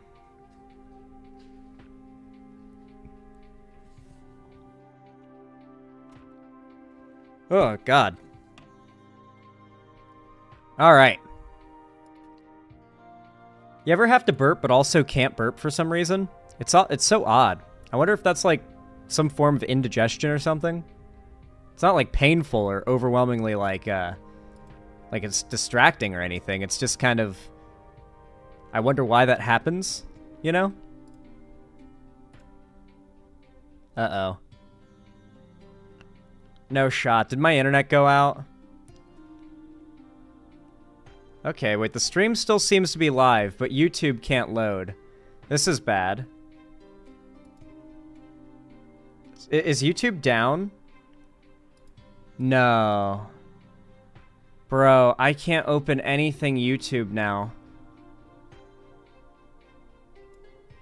No. No, stream was going so well. Studio loads. Okay, YouTube Studio loads. Can I go to my channel? Okay, I can go to my channel. Can I go to the main page? Okay, I can go to the main page now. Alright, that's really odd. Okay. I think it's fine? Okay. Does it still not load if I load it? Okay, it's still... Okay, alright. Apparently it was just a brief little thing, but... Weird. Okay. Must have been a hiccup, but it was being annoying. I had to open 3 different tabs. I opened and closed 3 different tabs attempting to click on, like, the YouTube bookmark that I have, and it wouldn't load any of those 3 times, and on the 4th tab, it worked. But I went to, like, straight to my YouTube dashboard that time, and then navigated to the homepage through that. So I don't know if that was what fixed it, or if the 4th tab getting opened is what fixed it, or if it was a time thing. Regardless, at least we're good now. It seems. Alright. Let me bring up the next segmentarino.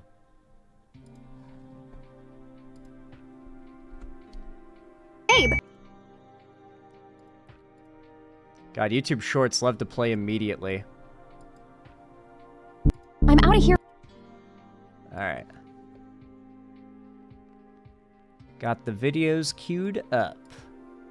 Alright, before we do the next segment, yeah, they're very loud. I'm gonna change the volume a bit before I forget, because then we're gonna get absolutely ear nuked, we'll call it, when I start this video. Anyway, I'll be right back. I am gonna go grab myself Monster Energy, because I have a lot to yell about with this next segment. A lot to say, a lot of stuff to talk about, and, oh boy, do I want my energy for it. So I'll be right back. Don't go anywhere, and, yeah, get excited for the next segment. It's about to start in a moment. Thank you for the likes, donos, and subs and stuff, by the way. I appreciate the support. I will BRB. Don't go anywhere.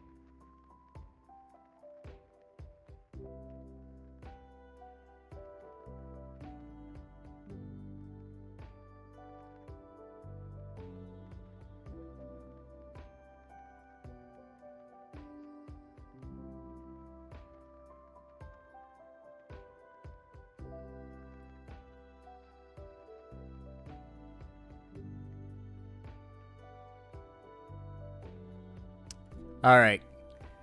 Thank you for permitting me a midstream jelking sesh, chat. I appreciate it. Who here doesn't know what jelking is?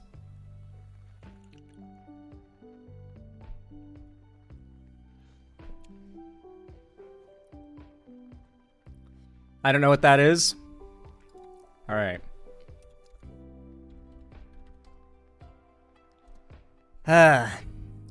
Jelking.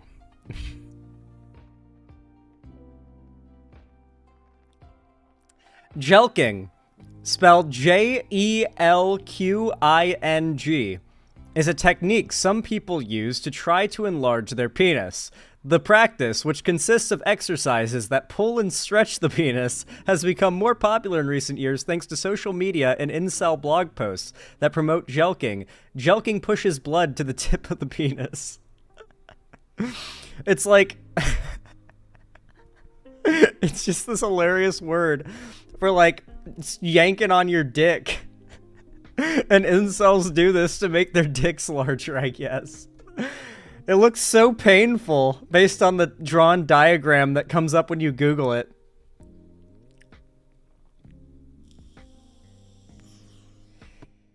Yeah, just say Yahweh, K-Doge.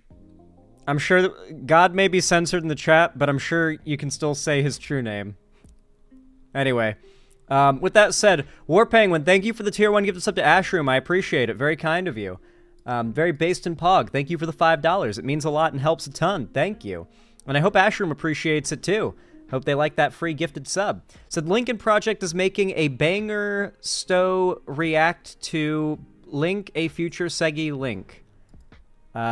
You're in trouble, Donald. In the courts, in the streets, in your own party. But there's one big problem you never saw coming. Turn around. He's right behind you. JD Vance. It's JD. His billionaire friends mock you.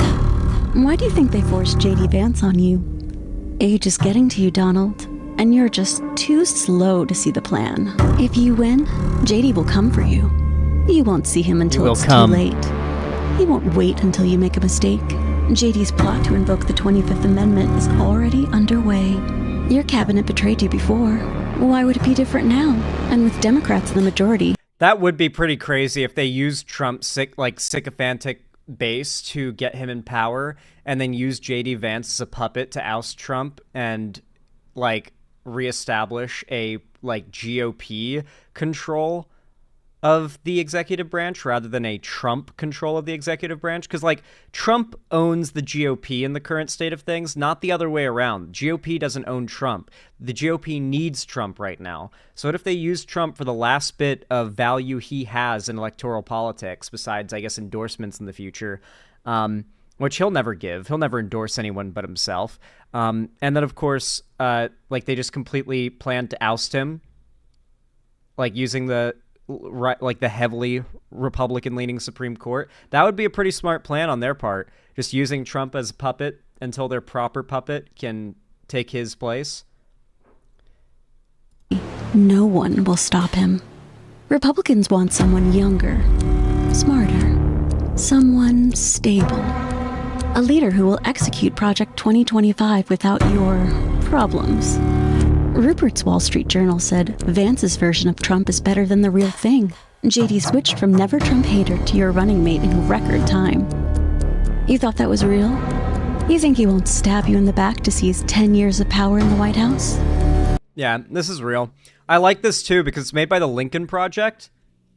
And if you guys don't know, the Lincoln Project, is a conservative organization. They are a never Trump conservative organization. They really, really don't like Trump, but they are a Republican, or at least conservative, which is interesting. They're like very much against the Trump takeover of the Republican Party. And so a lot of their content for the last 8 years has been dedicated to anti-Trump. Village idiot. He hates you. Yeah, I mean, it looks like a progressive group at this point, you know? Like, I'm telling you guys, when even Republican organizations are going never Trump, it might be the end of his era. His era may be coming to an end, guys. It was fun while it lasted. We'll see how it goes, though. You know, we'll see how it goes. Anyway, Trans Goddess Rosie Star, thank you for the $1 super chat over on YouTube, or through super chat. I appreciate it. Said, remember to like and subscribe, guys, for after the segment, Zan, this song goes fucking hard. Okay. If it's copyrighted, I can't play it, though. That's the thing. Oh, no, it's from anime. Nope. That'll destroy the channel. I'm sorry. If you don't know Trans Goddess Rosie Star, YouTube has a built-in system where if it detects copyrighted music or video being played, they don't do this with videos, but they do it with live streams because live streams are easier to just kind of upload content that's not meant to be there and for people to see it, and it doesn't matter for YouTube, so they immediately act, right? Because they don't want a TV show to get streamed for like hours and hours and hours on YouTube and for it to not be a problem until weeks later. They want it to be dealt with immediately. Yeah, that was SAO music. And so yeah, it's a big thing. I can't play it, unfortunately. I'm sorry. It's Wes, thank you for the $5 super chat. Said, fun fact, in the final boss fight for Sonic Rush, they sampled a Malcolm X speech for the track. Oh yeah, I read that earlier. Yeah, that goes hard. Thank you. Trans Goddess Rosie Star, thank you for the $3 donation through Super Chat, or not Super Chat, through Streamlabs. Thank you. So a friendly reminder to all my trans and queer brothers, sisters, and siblings, you are loved and cared for. If you are having any destructive thoughts, you can always reach out for help at the Trevor Project at https://www.trevorproject.com/get help. I'll go ahead and put a link to that in the chat if anyone is curious. But yeah, the Trevor Project seems pretty based. They seem pretty legit. Oh my god. Never mind. Apparently, Streamlabs would hate for me to support this charity. Oh wow, they have built... Talk about asshole design. You try to, like, hover over and highlight a link so you can copy it or even click it. And instead, because it's genius asshole design, instead it unhighlights that. It highlights everything but that. That is amazing design. Oh, thank you, Trans Goddess Rosie Star. Thank you for posting it. Yeah, it just would not let me copy the link. That's so annoying. Thank you so much, though. I appreciate it. All right, let me update the dono goal. Very based, very pogue. Thank you for the kindness. No, that's Streamlabs, Scapegoat. I don't believe White Nervosa made Streamlabs. Yeah, I don't really generally get donos through Streamlabs, so... Oh my god, YouTube Shorts, you suck so much! Okay, are you guys ready for the next segment? Alright, you all know what to do when I say action, right? 3, 2, 1, action. Okay, everybody. So, have you guys ever been just watching YouTube, early in the morning maybe, you just woke up and you're not really, nothing's coming up in your recommended that you particularly want to watch, and you see a YouTube short recommended, and it happens to be interesting. Maybe it's like a guy harvesting honey from like a beehive, you know, that kind of thing is the sort of YouTube shorts I get recommended, and I'll click on it if it seems interesting. But once you watch one YouTube short, it's easy to end up doom scrolling and just scrolling down to the next short and then the next one and the next one. And after a couple of shorts, it stops showing you ones related to your search or the one that you just watched and starts putting you in the main YouTube shorts algorithm. And eventually you end up doom scrolling until you end up being, I mean, for me, I know how to recognize the brain rot like immediately and just scroll through it without even watching it. But today I stumbled across some brain rot and I decided to watch it. And just to analyze it, you know? And particularly to read the comments on it, to see the responses. And I realized, you know, I should just, like, write down a couple of these links and, like, cover these on stream. Because these are so dumb, and there's so much to talk about with these, with how viral they are. And, you know, I should write them down so I remember where to find them whenever I want to cover them on stream. So that's what I did. This morning I was scrolling through YouTube, and I ended up doom scrolling through YouTube Shorts, and I stumbled across a couple of videos that I feel are very representative of the type of content that goes viral on YouTube Shorts that I consider true brain rot. And I want to overanalyze it, okay? We are not talking about the TikTok mask guy. We're actually talking about the new era, the new brand of red pill content. This is what I like to call gender wars content. There's really no other way to describe the state of animosity between men and women right now than like a gender war, it feels like we're in.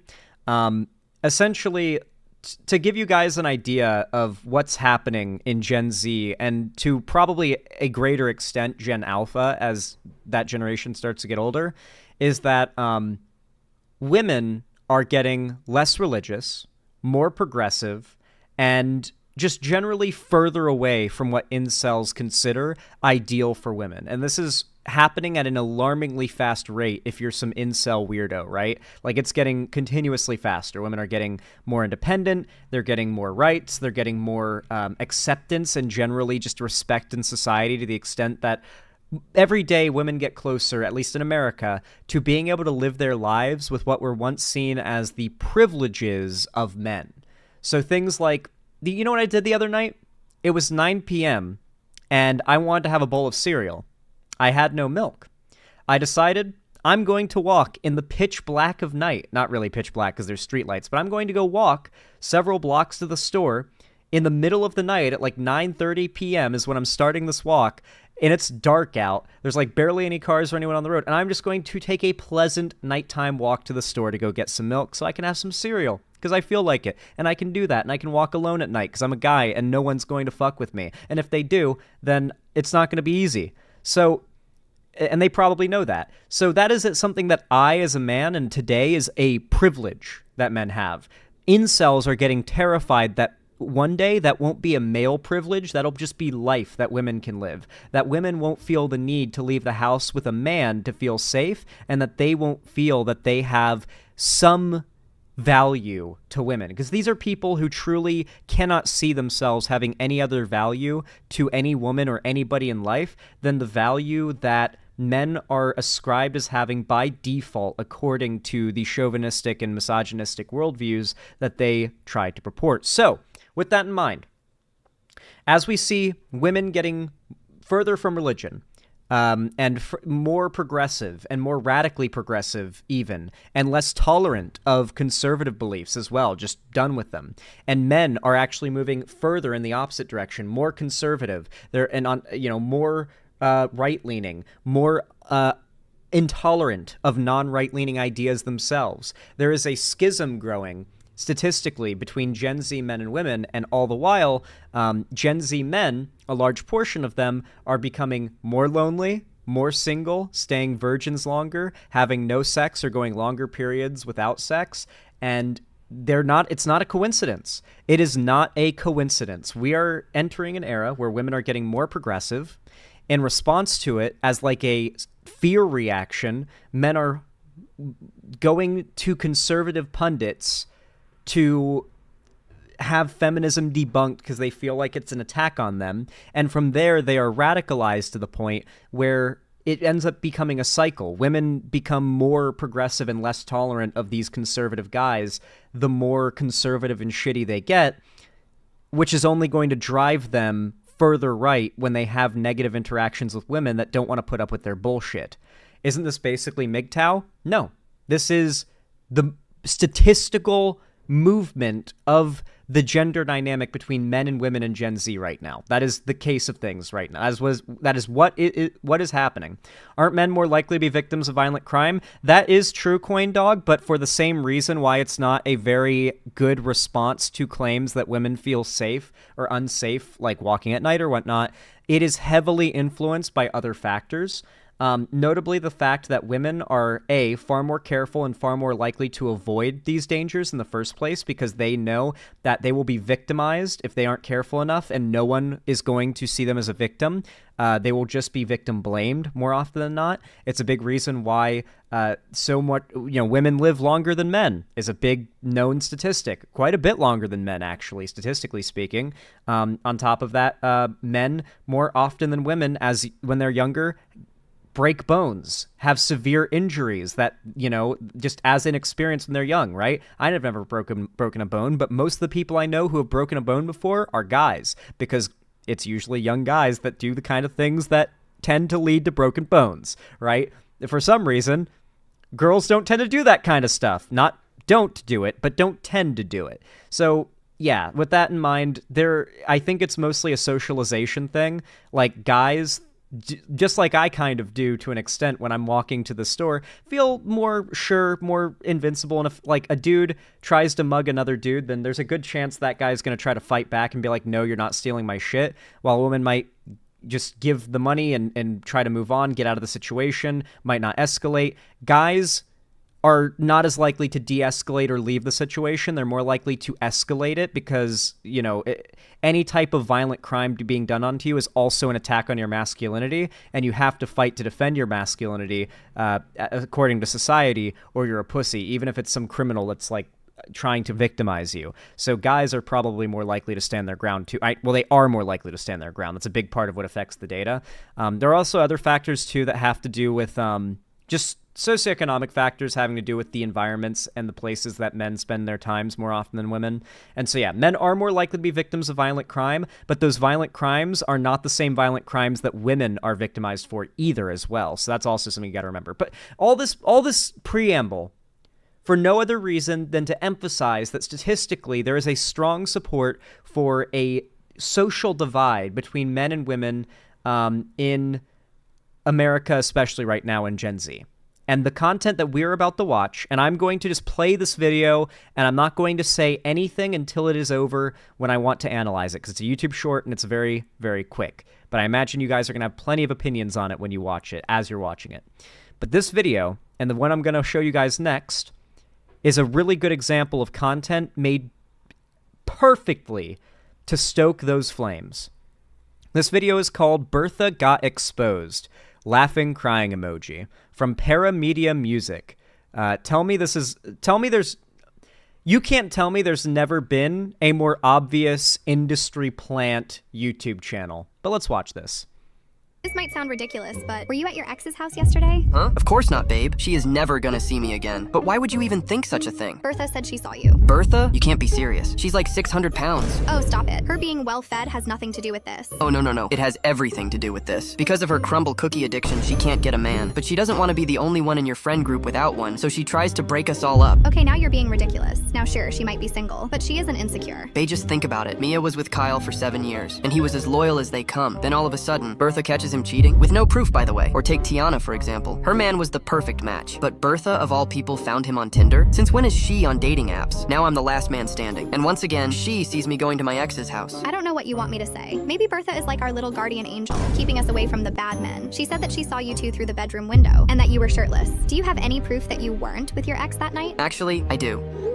Is that the local graveyard? How could that possibly count as proof? Oh, I don't know. Maybe because my ex died in a car crash last week. Babe, this might sound ridiculous, but... Okay.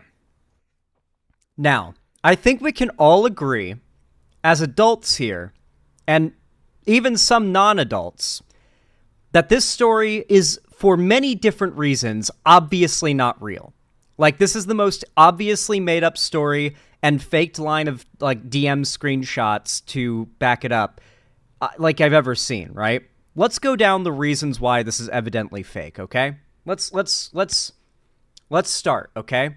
Now, for starters, Bertha, okay? This friend, this girl that is friends with the girlfriend of the guy and all of her friends, is, as some people in the comments of this video even recognized, is a reference. I think there's a character that goes by, like, Big Bertha or something. It's literally a meme fat woman name. Like an old school, like, meme fat woman name from, like, the old fat phobic era of, like, Hollywood and media and stuff. It's a very, like, you'd have to be a Gen Alpha or very young Gen Z to not immediately recognize, oh, someone tells a story where the evil fat character's name is Bertha. Yeah, they're making this story up. Like, yeah, I think it's from Fred, maybe. I don't know.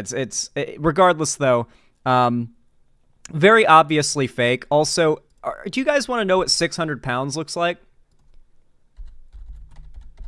Because like, to give you an idea of a great idea, like, to give you an idea of how this was made for children that don't know, like, fundamental things about life, such as an approximation of what a 600-pound person looks like. But to give you an idea, if you look up 600-pound person, this is what comes up.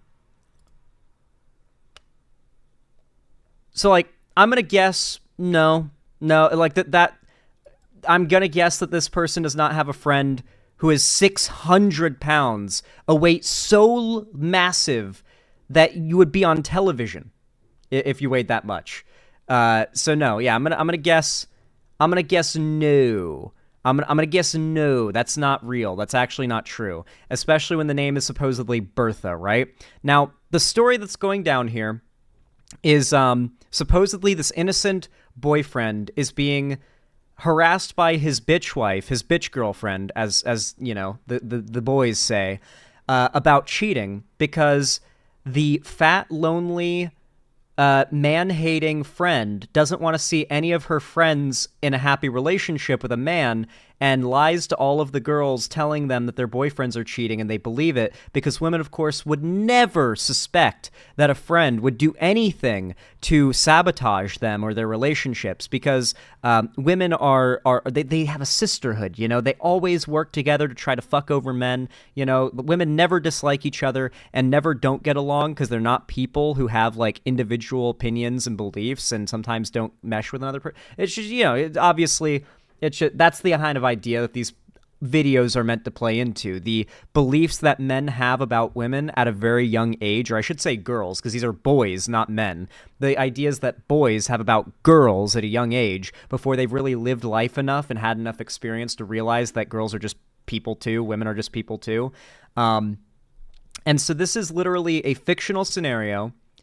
And you would think the obviousness of this fictional scenario, especially with the massive twist of, well, actually, my ex died last week. Like, okay, yeah, you totally...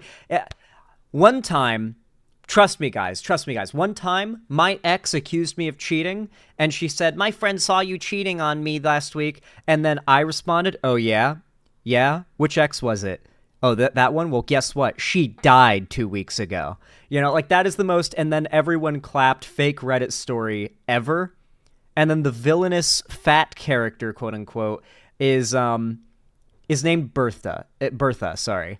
Very clearly fake story. And so you would think that this video would at least have some comments, some comments acknowledging that this isn't a true story. But here's where it gets scary. All these comments are very clearly from young people, and all of them indicate not only do they not view this story as fake, but that they very much think this is real, and that they are actively basing their opinions off of what they saw in this video. So let's read some of the comments.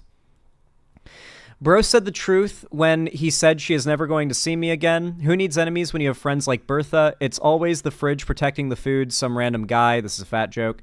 Bro wasn't lying when he said he would never see her again. Bertha after that. Bertha, our little guardian hippo. If someone goes at you from the guilty until proven innocent angle, ditch them for a better woman.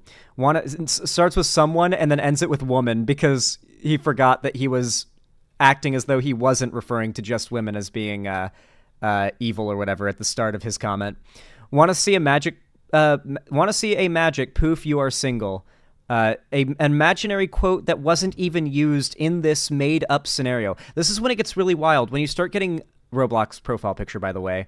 When you start getting these kids commenting imaginary shower argument quotes in the comments of videos as a retort to an argument made by a not real person in a not real situation. Bertha watching this and now thinking, how can I explain myself and make her think he's a liar? Because Bertha's definitely real, guys. This scenario of someone breaking other people up so they aren't the only person single, it's sad they think they have to do this. This scenario is of someone, yeah. Well-fed is the perfect definition of her. Skull crying emoji. Always the single friend, laughing crying emoji. I've known the Bertha, always angry when her friend has good boyfriends. Anything she did that upset her friend, she would blame on the boyfriend. Always trying to insert herself in her friend's life, especially if it blocked boyfriend's time. Nah, bro is serious on that. Bro pulled out the receipts. Bertha, I got exposed. I was an idiot. Laughing crying emoji. She said you were at her house. Yes, for her wake. Fake quotes for a like shower argument fake interactions for a fake story they think is real. Big Bertha have hit again. Dang, Bertha got karma. Bro did not lie. When he said Bertha, I immediately thought of Big Bertha. Lol, this needs... Yeah, that's kind of the point. Lol, this needs a part 2 and 3, Lamau. The vending machine always protects the snacks. Another fat joke. Well-fed is crazy. Bertha, more like Big Bertha. Yeah, that's... Yeah, you got it, man. That was literally... That was why they chose the name Bertha for the made-up story. That is why, yes. On God, bro got fed up with Bertha. Lol. Angel is okay, but she no little... Hello, I love these vids, dude. Bertha seems more like a devil in disguise than a guardian angel. Well-fed is crazy. Like, it's literally just... comment after comment after comment after comment after comment without a single individual person recognizing that this is a fake story, and obviously is. And these are probably a lot of young men, primarily, who are actively taking this as real and basing their... This is taking the place of real-life social interactions that would form their view of the world and of other people. Instead, these young people go online, they find fake stories, and they supplement those fake stories with real-life social interactions, and that is what ends up guiding their view of the world and the view of how people behave and what they're like and what women and men are like and what they're supposed to do and how they act and how you should treat them and how you should view them. That, like, it's insane. Now, this is just one of these videos. This type of video, the, like, fake text between a boyfriend and a girlfriend where the woman is being insane and evil and obviously wrong and gets destroyed, is a very big genre right now. Here is another video that came up, like 4 recommendations in the YouTube, like scrolling through shorts later, of another very clearly made-up story where the awful...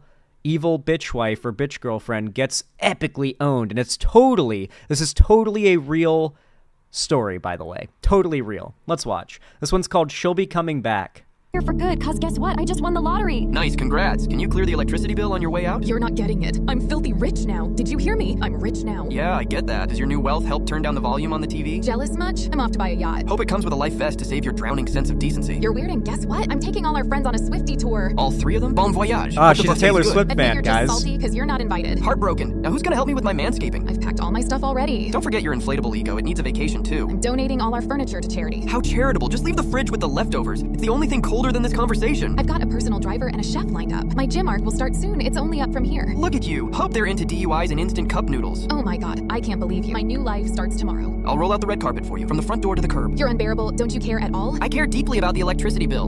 Did you pay it? I'm blocking your number. Perfect. I'll send a farewell card to your post office box. Forget it. I'm going off the grid. Off the grid, but with a yacht? Quite the survivalist. This is the last you'll ever hear from me. Are you sure? Because the winning numbers were announced just today. Your ticket was from last week's draw. I'm out. Damn, dude. And then everyone clap. Did you see how epically that man just owned his bitch wife, who was just a gold digger, dude? All women are gold diggers who are just trying to get money out of you. If you ever won the lottery or got a big settlement, they would immediately leave you and take all the money to go, like, I don't know, have sex with dudes in, like, fucking insert tropical beach island location. Belize or something. Yeah, that is what they think all women want to do, and so they create these fake scenarios and a lot of these text interactions they make up. In fact, this channel is dedicated to that. Do you think all these text interactions that, well, I guess it'd be under shorts. Look at this shit. The Dad is in Trouble, Part 2. The Dad is in Trouble, Part 1. You can tell by the titles of these videos, these are all very much, like, targeted at kids, like young men primarily, or boys. And the ones that do the best are the ones that are like, women are awful. She's in big trouble. If only she listened. She's a real friend. The dad betrayed her. He should have known better. He knew she was crazy. They left her. She finally came to her senses. She ended it. That is very caring of her. What a W brother. She went too far. He took the DNA test. Part 1. She'll be coming back. What is she going to do? Part 2. God, should we watch some more of these things? Wait, according to this very story, she didn't indicate she wanted to break up. She just wanted to celebrate her success for a moment, and the guy got upset. Well, no, she started it with, I won the lottery, and I'm leaving you. Like, dude, stop trying to defend the woman in this scenario that the incel made up to make the most evil woman possible. You don't have to do that, guys. That is what they are trying to trick you into doing. They would ideally like for you to believe it's a real story and to defend the woman's behaviors in a story that was made up where the woman's actions are as evil as possible in their, like, little fictionalized scenario, you know? No, don't subject us to this. I'm sorry, but you guys need to know what Gen Z and Gen Alpha are watching. What is forming this, like, culture war, gender war divide between men and women in Gen Z and Gen Alpha? This is the kind of stuff that's fueling it. This channel is run by and made for incels. Yeah, but it's a new type of incel content. I love how the like description is nothing but emojis. Subscribe and then emojis. When did they join YouTube? 2020. Pretty new channel then. Let's see. She's in big trouble. Chloe, what the hell do you think you're doing with 5 guys in your bedroom? Dad, no! That's not even true! How would you know anyway? You're not even home! I got a text from the neighbors saying they saw 5 Mustangs outside on my driveway, and they see you guys taking turns through your window. OMG, Dad, can you just leave me alone? You never let me have any fun, and you're always yelling at me. Maybe. Okay. So it took us 3 videos to get to the point where this content got borderline pedophilic. Like, is this not supposed to be like a teenage daughter and dad arguing over text? This shit is brain rot. What are the comments? Honestly, kind of on the dad's side here. Shloey and Bedshroom got me dead. They're both kind of on the wrong, but I support the dad more. We have no context. We don't even know if we can trust the daughter's words. W dad L daughter, because these are Sneeko fans. Plot twist. She meant 5 guys like the restaurant.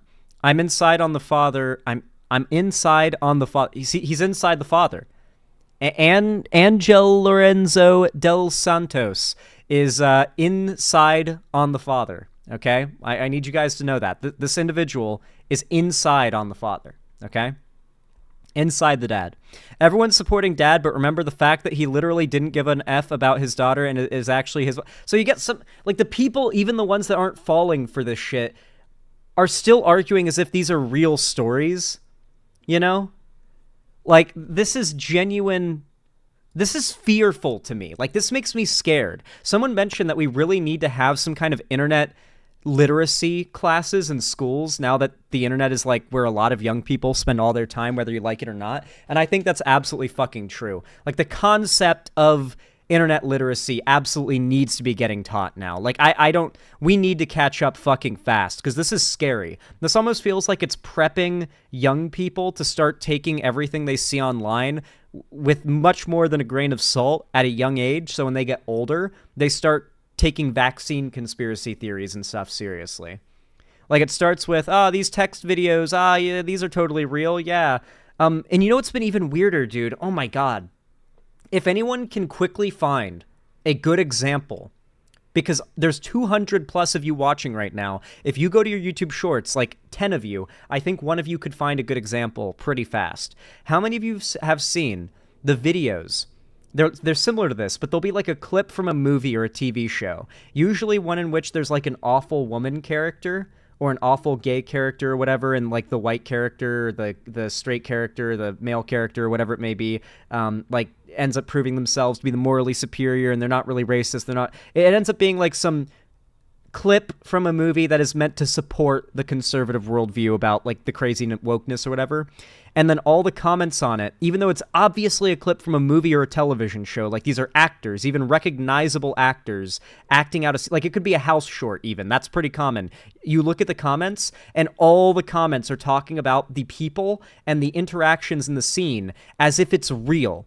Just like with these videos, there are people watching movie scenes and TV show scenes on YouTube Shorts and just talking about them like they were real people having real interactions, and they are actually building their worldview and their view of people and their way of interacting with people around fake interactions from movies and TV shows, and they apparently aren't recognizing it. I saw a scene in a YouTube short where I guess the woman cheated on her husband and the husband went animal mode, and I'm guessing all the comments were something like, you know, I really can't give the husband a lot of crap. He, you know, the woman ruined his life and he really loved her. You know, like the comments are weirdly like arguing as if it's about real people and a real situation.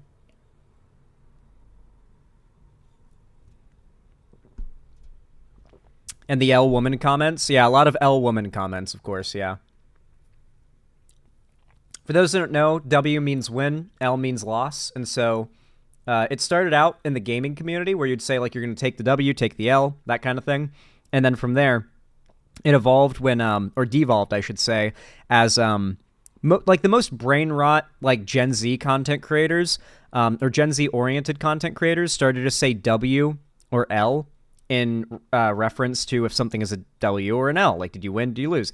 And this really caught on with Aiden Ross, train wrecks, like a lot of like low IQ dude bro streamers where if the chat liked what they saw, they posted W. If the chat dislikes what they see, they post L, right? And so as Aiden Ross, Sneeko, Andrew Tate, those folks got big, it became a trend to say L woman, W men, right? Because they consider women an L. Women take L's.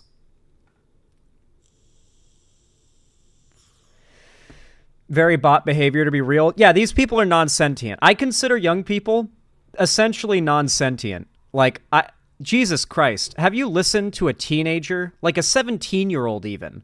Like an 18-year-old even. Fucking talk, my guy? I am surprised you guys were able to watch me when I was 19 years old, my dude. Like, I legitimately, every day, feel like people who are younger than me literally lack as much sentience as I have, and I am convinced that people who are older generally are more sentient, like, than even me. Like, I think you develop sentience as you get older. Like, I can really not describe, like, when I hear a teenager speak in, like, a YouTube clip or a short or something these days, it genuinely sounds like listening to a non-sentient being. And I didn't know that was a possible thing, but that is what it feels like.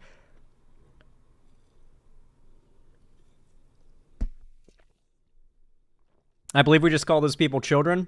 Yeah. Well, they lack sentience. Even some adults lack sentience, for sure, but good God. I disagree with you and provide the Trump presidency as evidence. You're not wrong there. You're not wrong there. But then again, young men, what is the, hold on. Gen Z voter breakdown. If you guys want to see a statistical breakdown by gender,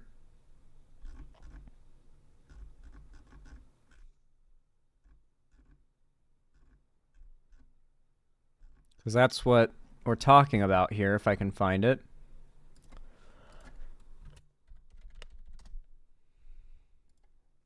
Here it is. The gender gap among Gen Z voters explained.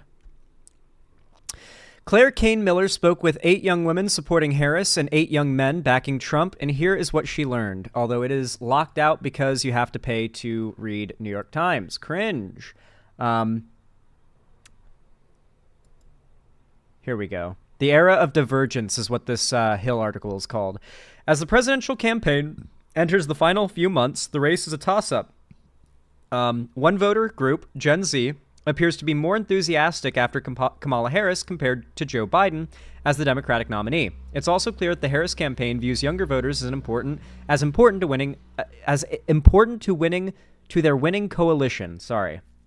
With their decision to make this year's Democratic National Convention the influencer convention by giving space that is usually reserved for traditional media to content creators and featuring several influencers as convention speakers. Not me, though. They brought Hassan in, someone who has basically been like #1 attacker of the Democrat Party from the left. They invited him and not me. Fucking assholes. They don't know. I've been out here in the fucking trenches, dude. I've been taking hits. I've been getting run over by tanks out here. God damn it. I'm dodging artillery shells in the fucking trenches down here. And they bring in Hassan, and they have to kick him out because he immediately, the second they invite him, he goes and starts giving a platform to the people advocating for people to withhold votes from the Dems that are protesting the DNC outside.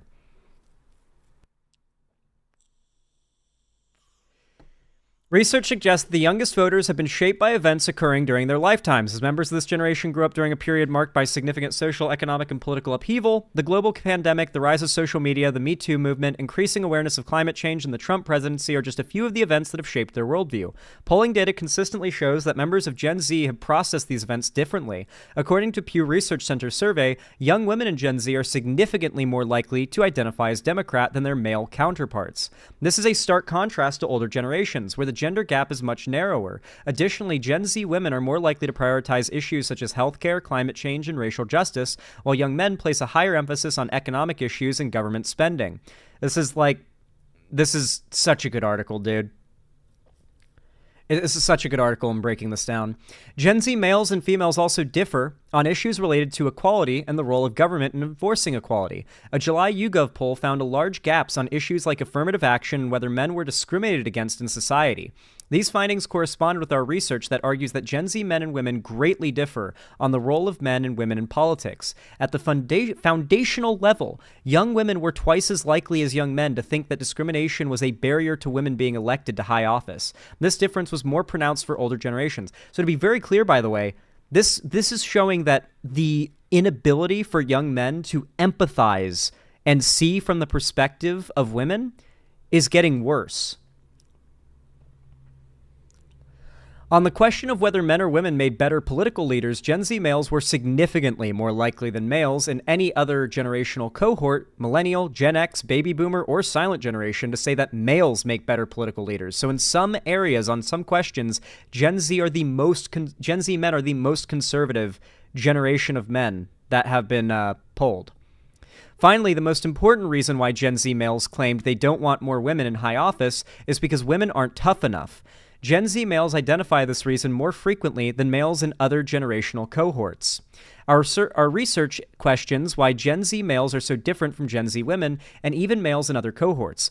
Although Gen Z men and women have similar life events and educational experiences, they view the role of gender differently. Although our work is preliminary, we believe that the media habits of Gen Z males and females help explain the misogyny of some males. Males in this cohort tend to favor Reddit, Discord, and Barstool Sports, while their female counterparts favor TikTok and Facebook. Although they contain a wide range of messages, the outlets and programs favored by males tend to promote very traditional gender role ideas. Thanks to social media algorithms, one click on a gender-based post will ensure that they see more posts like that one, building an echo chamber in which extremist views become normalized, and there's no getting out unless you try to.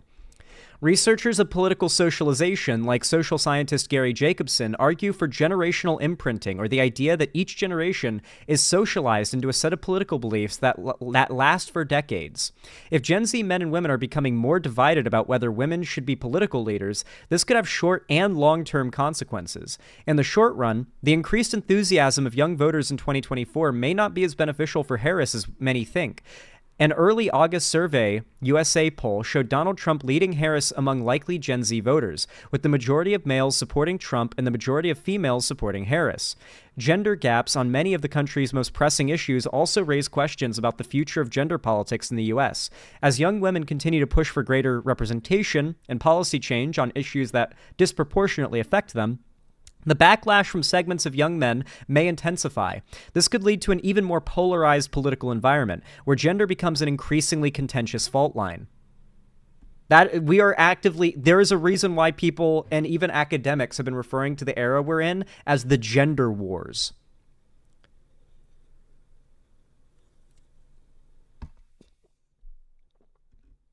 So when I talk about this, I want to be very clear. I'm not just pulling this out of my ass. I'm not just saying these videos are bad because they're cringe and there's a lot of views on them, so they must be having an effect. I'm telling you that these videos are either a cause or a symptom, or probably both, of a statistically tracked, very strong and undeniable trend that has been shown with data and was such an undeniable fact that there was discourse about it a couple years ago as Andrew Tate blew up, because there was this whole conversation about why there are no influencers that speak to young men. The fact is, the reason why there can't be left-wing influencers that speak to young men in such an effective way is that young men are already feeling threatened. There was this famous quote from Vosh where he said that young boys aren't Machiavellian monsters who just want to oppress women. They're having their insecurities appealed to. And that's true. But at the same time, that is the Machiavellian pre-existing evil. A lot of these young men were told through a lot of their lives that they are privileged, and even if they didn't like being told they're privileged and the implication that, they're not trying as hard if they succeed because of their privileges, they still believed it. They still believed they had these privileges and hoped to take advantage of them, at least as a little side, little benefit, right? But as they get older, they feel like either those privileges didn't exist or they're going away. And that is where immediately a lot of young men start to feel attacked, legitimately under attack. And from there, they seek out these echo chambers. I know I was one of those people. I didn't stumble across right-wing incel thinking. It was definitely out there and was, seeded around before, but I didn't seek it out online, or I didn't stumble upon it online. I seeked it out because as a young guy, I felt like my masculinity was being attacked by feminism and stuff. And I wanted to find videos that made me feel like my opinion was valid, validated that idea, that feeling, Wasn't just you, dude? Yeah, this is how it works. A lot of these young men have a feeling of persecution, self-consciousness, and they're under attack, or whatever benefits they had as men are being taken away from them, or that they're even being oppressed, as we found a lot of Gen Z men believe men are oppressed now. And so that pushes them into a rabbit hole of content that radicalizes them even further. Same here. I remember constantly rewatching one of those Dr. Shame videos about how manhood was being destroyed. Yeah. I made the Penguins comment that Zan read last stream about dick being censored. I don't know what that's in reference to, but okay. But yeah, pretty much that is the whole of the issue. I really wanted to rant about these cringe YouTube shorts. I feel like they're genuine brain rot, and they're going to have a pretty negative impact on young people that watch them, especially when you see how many of those comments are from people that very clearly, not a single comment did we find of someone who recognized the stories aren't real.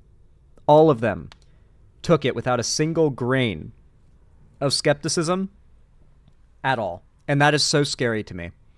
We really need to be teaching media and internet literacy. It needs to be getting taught. Anyway, guys, if you enjoyed this segment and thought it was entertaining, informative, or even just fun to watch, consider donating, subscribing, or gifting a sub on my website, xanderhall.com/live, or donating through YouTube, Twitch, Streamlabs, Streamelements, Patreon, or, buying some merch at the Streamlabs link down below if you want to financially support the channel and keep a roof above the head of me here at the Xander Hall Studio. You can also follow my social medias linked in the description. Drop a like to support me for totally free. You can comment down below, subscribe, and ring the bell icon to turn on all notifications as well, so YouTube actually tells you when I go live or upload a new video. And do not forget, if you haven't already, join my fan Discord. It's totally free. It is the main hub of my community. And every Friday, I do a watch party, a game event, or a call-in stream. So make sure you join and you don't miss it. Set notifications to on so you see when I announce my new uploads and videos. So with all that said, thank you for watching. I hope you enjoyed, and have a good one. Hell yeah. How'd you guys like that segment? I feel like that was a really good segment. Like, I found some brain rot, dude.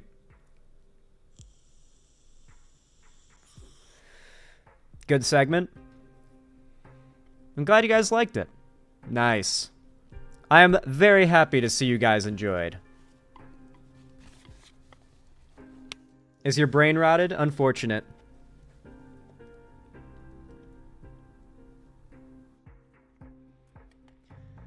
Alrighty.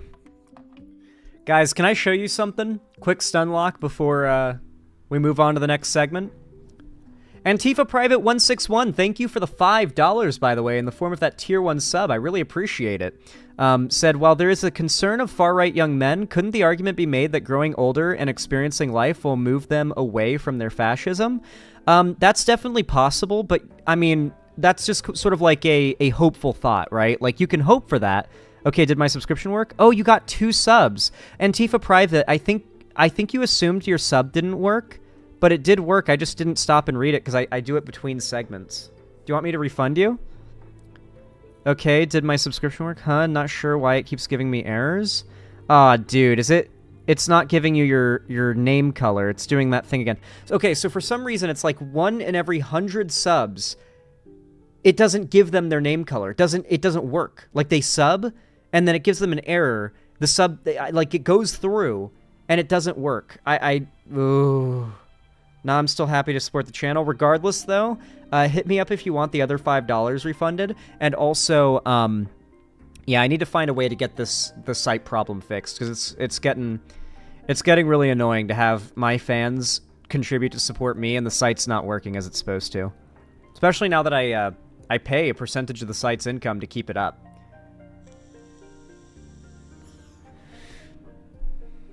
Nice hearing in the background while working. Maybe not the shorts, though. Brain rot. True, yeah. Let me know when it's fixed, because thinking of subbing. Okay. I can probably make my own Streamlabs and push some buttons. It's not Streamlabs, Perry Icefire. Streamlabs is a massive... Did you take my sarcasm saying White Nervosa made Streamlabs seriously? Oh, God. I can't ever be sarcastic on stream. Oh, Jesus. The website, Perry Icefire.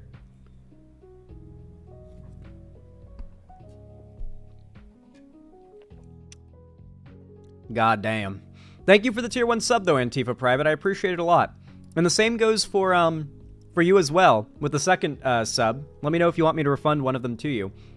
Saying, let there be no more white names in chat.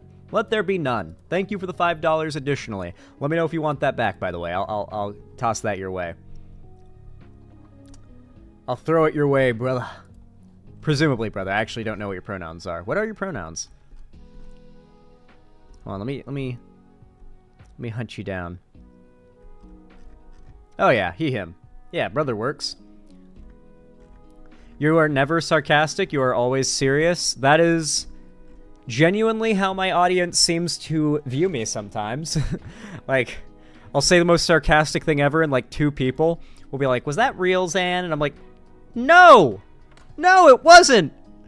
Like, it's only 2 people, but it's like, how did even 2 people not pick up on the sarcasm?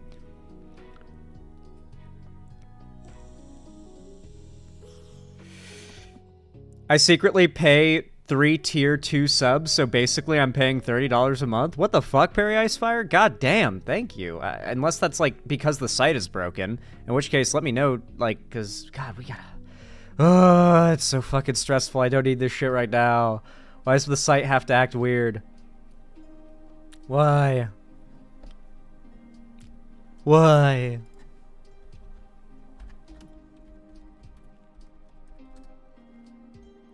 Guys, I want to show you a dope YouTube video. This video is called Mount Rainier, America's Most Iconic Climb.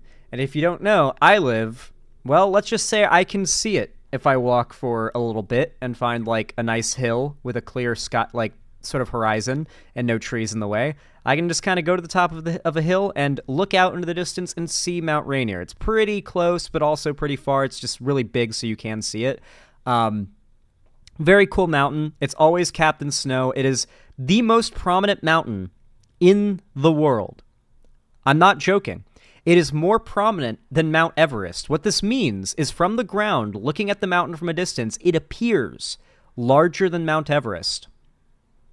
Prominence means how much the mountain sticks out from the environment around it, while mountain height refers to its tip to sea level. And while Mount Everest beats Mount Rainier from tip to sea level, Mount Rainier well beats Mount Everest in prominence and is the most prominent mountain in the world because it's so fucking huge and around it is so flat.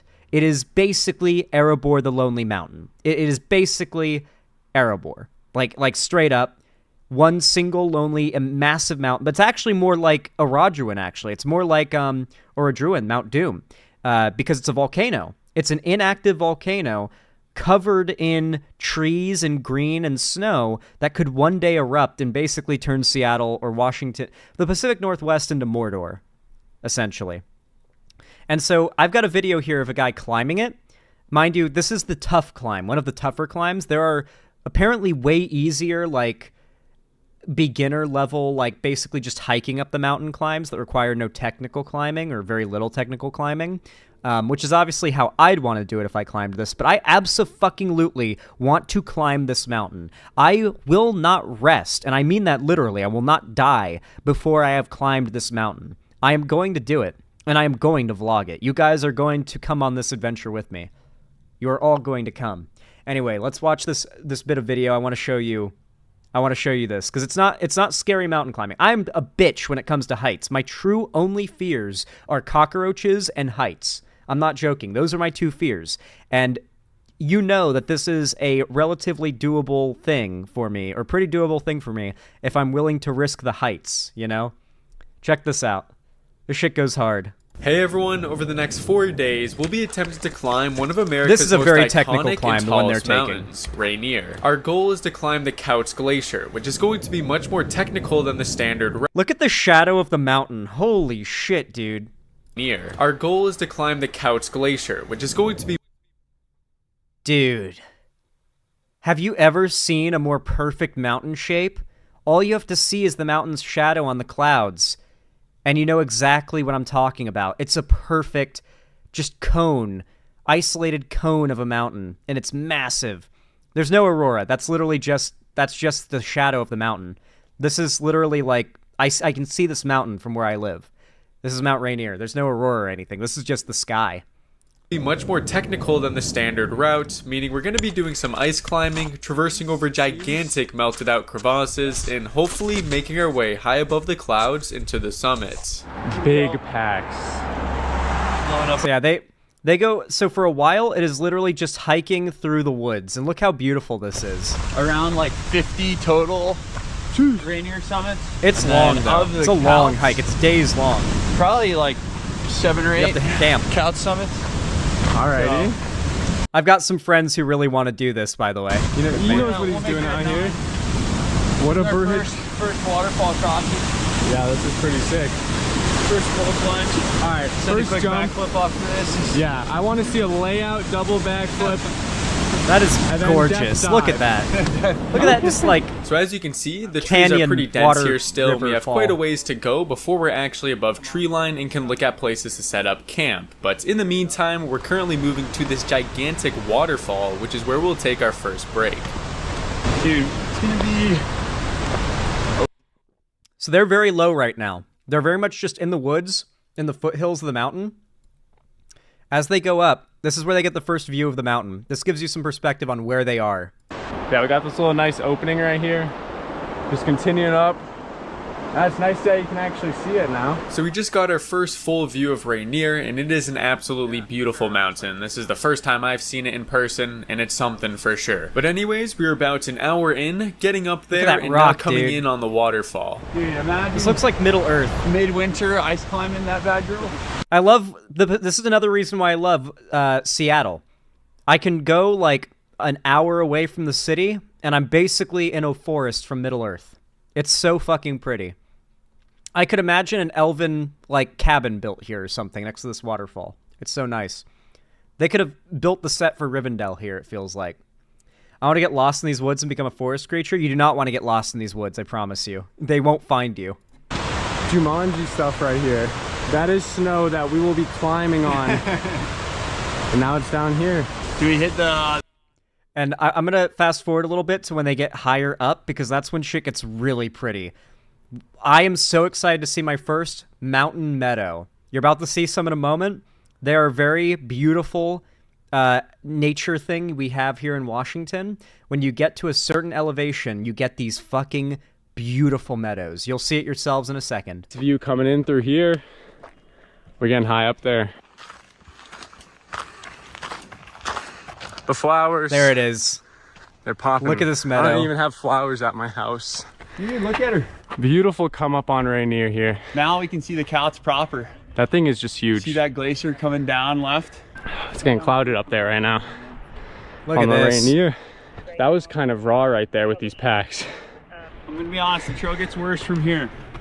You hit just like scream or rain. Ground. Yeah, that screw is gonna definitely be fun. Especially on shoes that are already falling apart. I would not Walk wear on the falling apart move, shoes for this. Moving up towards the mountain. Quick I'd be wearing my 500 brand new calories. boots. Unstoppable now. Is there a bug on my nose? Not cool bugs. So at this point, we're practically above tree line. We still got a little bit more to go, but now we have our entire climb just laid out right in front of us. Very nice. What's not nice is we're gonna have a lot of scree, dirt, and rock coming up before we get to camp, so that's gonna be great. We're on par with that I'm gonna glacier. fast forward a bit so you It's can out get a a view bit. of like Once we get to just there, as we'll they be get at higher around up. 10,000 feet, and then we can move up to Camp Hazard. What are these streaks of red right here? Algae. Algae? Yeah. Red algae. Bro, I interesting. don't even have algae at my house. And there's algae up here? Okay. Probably 25K. Yeah. 25 to 30. 10,000 feet when they turn on the Wi-Fi in planes. Jetbucks, baby. Yeah, maybe you could like steal some Ooh. nearby plane Wi-Fi. Nice break spot right here. Watch a YouTube video on top of the mountain. We go further, and they camp. They camp a couple nights on the mountain, just going up. I want to get to the part where they get to the top, to the summit. You can see the true summit of Rainier, which is like Look at 200 that feet view. higher. Made it up all that. That looks like Wonderful. what you see in the Undead Yeah, it looks Bird pretty when you mellow see from here on Solaire out, for the but first time, and you look out at what long-term he's place looking at. to go to the bathroom That right sea now. of clouds. What a spot. All Looks right, like final that. push. Just a nice 400 feet to the summit here. I know you're tired, man, but we can't turn back now. Yeah, Rainier is nowhere near Nowhere in high this. enough from We sea just went to level the to bathroom over require here. oxygen. We went in a bag, of course, just in that little crack. The thing is, though, when you climb Mount Rainier, it seems on the top and from the bottom larger than Everest, because Everest is in a mountain range. Like, it comes out of very high elevation, so even though it's super duper tall at the summit, it doesn't really, you look around and, you know, there's mountains almost, you know, like, you know, at a pretty close, the other peaks are pretty close, you know? And so because of that, this mountain being totally lonely means that because it's like, I think like 80% the size of Everest, it's still extremely large, but its prominence makes it feel and look way bigger than Everest. Why the crags there, Zan? This is probably melting Finally snow. flattening out a bit here. Just saying it's flattening out a bit. These are here. meant to be permanent glaciers, so the melting, which, you know, if you've seen snow melt, which I have, even though I've seen very little, that's what this is, this pattern. That's not good. It's probably not a good thing that there's so much melting happening on top of this glacier. Less spikes. You got the mini boys, but they're not as annoying as the big ones. So as we were making our way up to the true summit of Mount Rainier, the penitentes were pretty much gone now, but they were still slightly prominent so that it was annoying for you. Your footing was never actually that great and you were constantly sliding around, and I already knew I was going to have some bad blisters by the end of the day. Just a bit of distance and a bit of elevation, and we'll be up there. This has indeed been a slog. I think we might do it. Let's go. Till they get to the top, look at that view. Highest point in Washington. Whew. Look at that. That's not snow, those are clouds. Crater right there. Right? That whole Yeah, that's the crater. This is a crater. That's the craters full of craters. It's multiple volcanoes, like it's one big volcano with multiple like explosion holes. So that's snow filling up the craters where like it would erupt if it was active. So in 6.5 hours, we had made it from Camp Hazard to the summit of Mount Rainier, and honestly just so blessed to have this amazing weather. It was so nice up there. We spent a solid 30 or so minutes just taking in the view and whatnot. But I was pretty tired at this point. We went up really fast, and our legs were feeling not the greatest, so we're gonna have to be super careful going back down so that we don't fall, especially when we get back into the Couch ice chute. Alrighty, been up here for a solid 30-ish minutes or so. God, that descent looks scary. They're taking the hard route. There's a much easier route that everyone else takes. This is meant to be a much more technical climb. I'm not taking this technical climb whenever I climb this, and I will climb that mountain one day. I will see that view with my own eyes, not through a camera. Yeah, they're taking the hard mode route. Yeah, exactly. Exactly. You get it. You know. All right, chat. Very quickly, before I get to the next segment, I'm going to take a quick restroom break, so don't go anywhere. I'm going to be right back. Just, unfortunately, I'm a slave to my bodily needs, such as urinating. So I will be right the fuck back. BRB. Don't go anywhere. Stay tuned.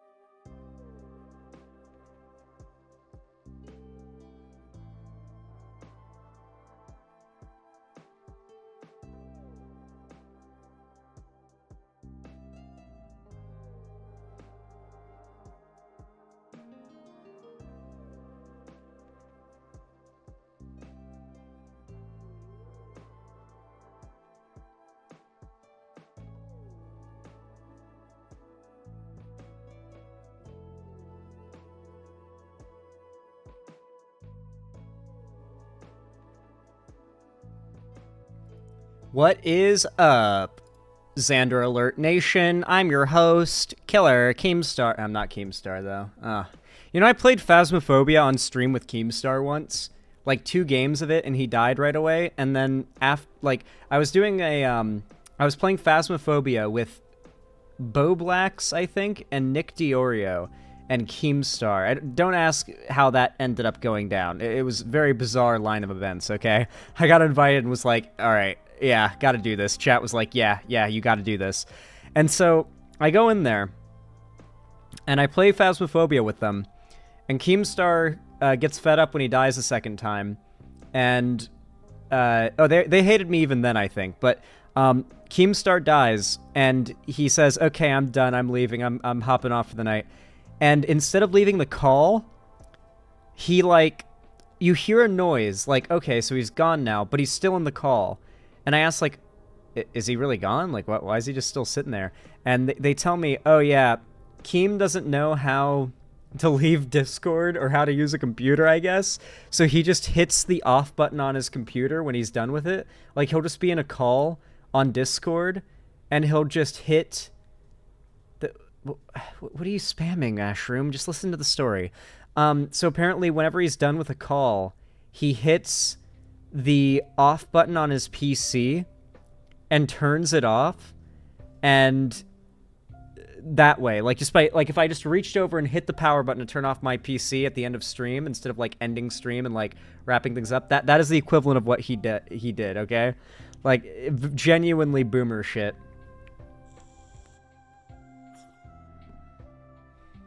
Genuine boomer shit. Unknown technologies, exactly.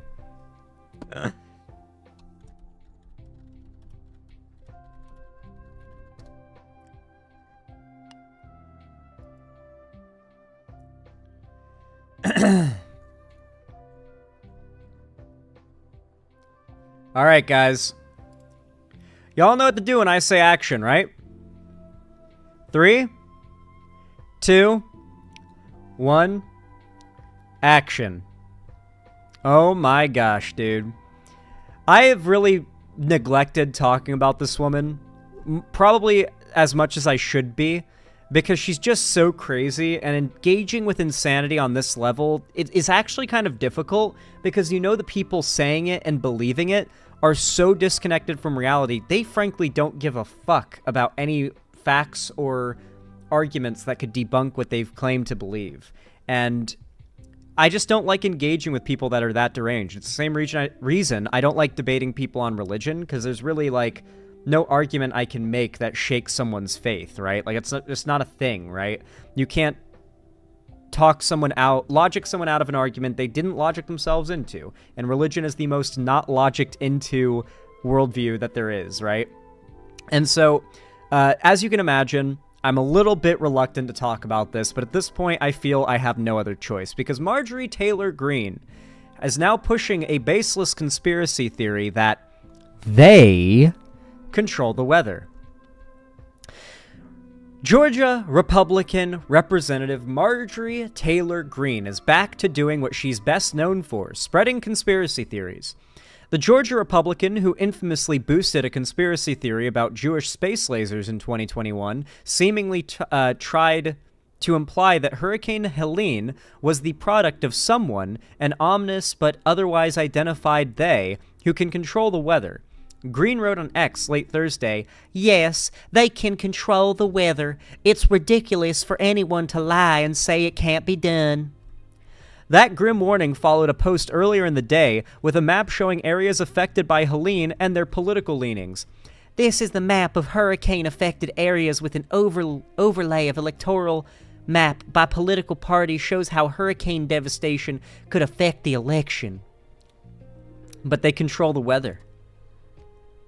And that's why the hurricanes are mostly hitting the south. Did you guys know that? Hurricanes, unheard of. They never hit this region of the country. It is unusual, very weird for hurricanes to hit Florida, Georgia, North Carolina, and Virginia. It's never happened. It's so rare. Like, hurricanes starting in the Gulf or the Caribbean and then working their way up the coast of Florida and then up the East Coast never happened before. So uncommon. The joke here, if you don't know, is that is like how 90% of hurricanes in America go. They form in the Gulf of Mexico and then they tear their way up the East Coast, or they go into Texas and they fizzle out somewhere, further north. Regardless, though, hilarious shit here that she views the 90% of the time path that hurricanes take, and hurricane season, not even you take all climate change effect, obviously climate change is the big reason why there's so many hurricanes and they're so severe now, and is a big reason why there's so much damage and death and such a massive toll being taken in Florida and Georgia and all throughout the South in these Republican areas. But this is the way that every hurricane goes. So this is very much a Jewish space lasers moment from her. The comments, of course, are insane on her post because, you know, a lot of them are from her own supporters, and there's not a lot of critical thinking going on in her support base, if you could be surprised by that at all. To state it plainly, the idea of weather-inducing technology that's powerful enough to generate a weaponized hurricane has been debunked by experts. Is cloud seeding a thing? Yes, but that doesn't seem to be what's under discussion here. Greene didn't specify whether they are Jewish in this weather control scenario, but such claims about people nefariously controlling the weather have documented links to anti-Semitic conspiracy theories. Together, Greene's posts certainly give the impression that she thinks Hurricane Helene was the result of some artificial technology to harm Republicans, which is taking a claim that Donald Trump and others in the GOP have been making, suggesting that federal agencies are deliberately denying aid to Republican residents and giving it to undocumented immigrants instead, and really launching it into the stratosphere, so to speak. For the record, FEMA has denounced and corrected Trump's claims. We're going to read that in a moment as well. As my MSNBC colleague Steve Bannon noted, Trump's lie is particularly egregious in the light of new Politico reporting, which has been independently verified by MSNBC or NBC, which has not been independently verified by MSNBC or NBC News, that on multiple occasions as president, Trump hesitated to give disaster aid to areas he considered politically hostile. The only thing I'm worried about being projected into the atmosphere are Republicans' dangerous lies. That's a good article from MSNBC, I gotta say. Shout out to Jahan Jones. Good article. That was a good article. Well made. On top of that, of course, the Republicans have been very, very on top of lying about FEMA, lying about Democrat response to the hurricane. People in the South throughout these states are actually getting help from the federal government, the Dem-leaning federal government, and Republicans desperate to take anything that could be perceived as a win or a good action away from the Dems have been very quick to make conspiracies and lies out of this, right? FEMA says Trump's claim that disaster relief was diverted to undocumented immigrants is false. Trump's claim at a rally yesterday in Michigan that the Biden administration diverted disaster relief funds to undocumented immigrants is false, FEMA said on its specifically dedicated fact-check page, because they probably had to make that just because of Alex Jones, I bet. Quote, no money is being diverted from disaster response needs, the agency wrote. FEMA's disaster response efforts and individual assistance is funded through the Disaster Relief Fund, which is a dedicated fund for disaster efforts. Disaster Relief Fund money has not been diverted to other non-disaster related efforts. FEMA added, FEMA has enough money right now for immediate response and recovery needs. If you were affected by Helene, do not hesitate to apply for disaster assistance as there is a variety of help available for different needs. I love this. FEMA's like, no, the federal government has given us all the money that we need to help people. Please apply for disaster relief. We can help you. We have the money to do it. Please apply. Do not listen to Trump and believe that we cannot help you because we don't have the money because the Dems or Biden. We can. Do not neglect to do so because Trump has lied to you. Trump is literally convincing his supporters not to seek out disaster aid because he doesn't want them to believe Biden has provided funding for disaster aid.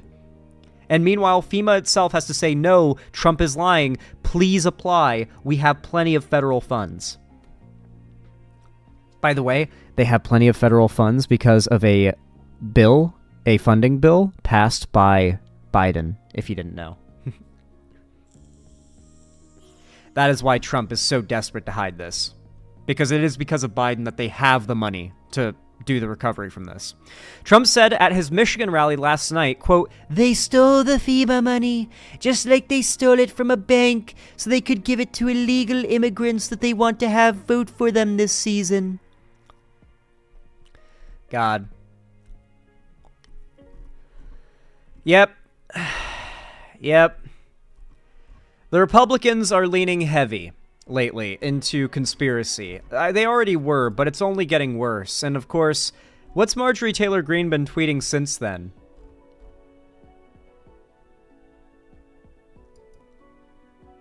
Please tell me this is an AI-generated photo. That would be so fucking funny. Pretty special photo capturing the end of a very special day. At Brian Glenn TV has covered more Trump rallies than anyone I know. Sincerely, supports President Trump, loves America, and has devoted years of his life to making America great again.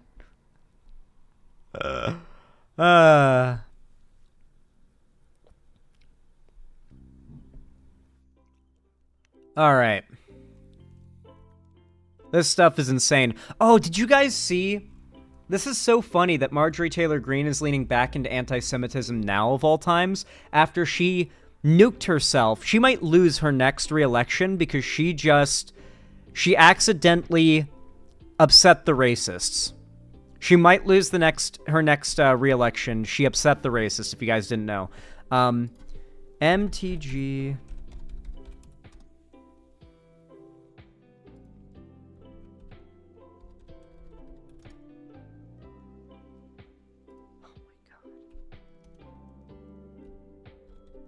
Sorry, guys. There used to be a time when Google was good, and sometimes I forget that it's not usable anymore, so I search things like you used to be able to, and then I realize, oh wait, no, I need to type out a whole sentence in order to find what I'm looking for now. Anyway, yeah, here it is. Marjorie Taylor Greene calls far-right activist Laura Loomer's rhetoric a huge problem that doesn't represent MAGA. That's right, guys. Marjorie Taylor Greene got herself canceled. She got herself canceled a little while ago, like last month, because she called out racism against Kamala Harris, and it was a massive L for her. Obviously, you cannot vote and be part of the leopards eating people's faces party and then say, well, maybe we shouldn't eat people's faces sometimes.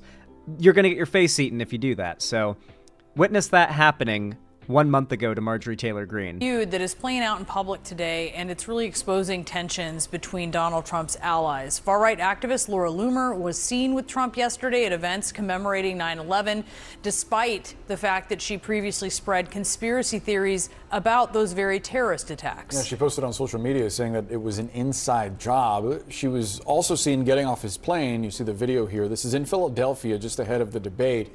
Some of Loomer's comments, though, have proven to be too extreme for some in MAGA world. Have you guys ever noticed?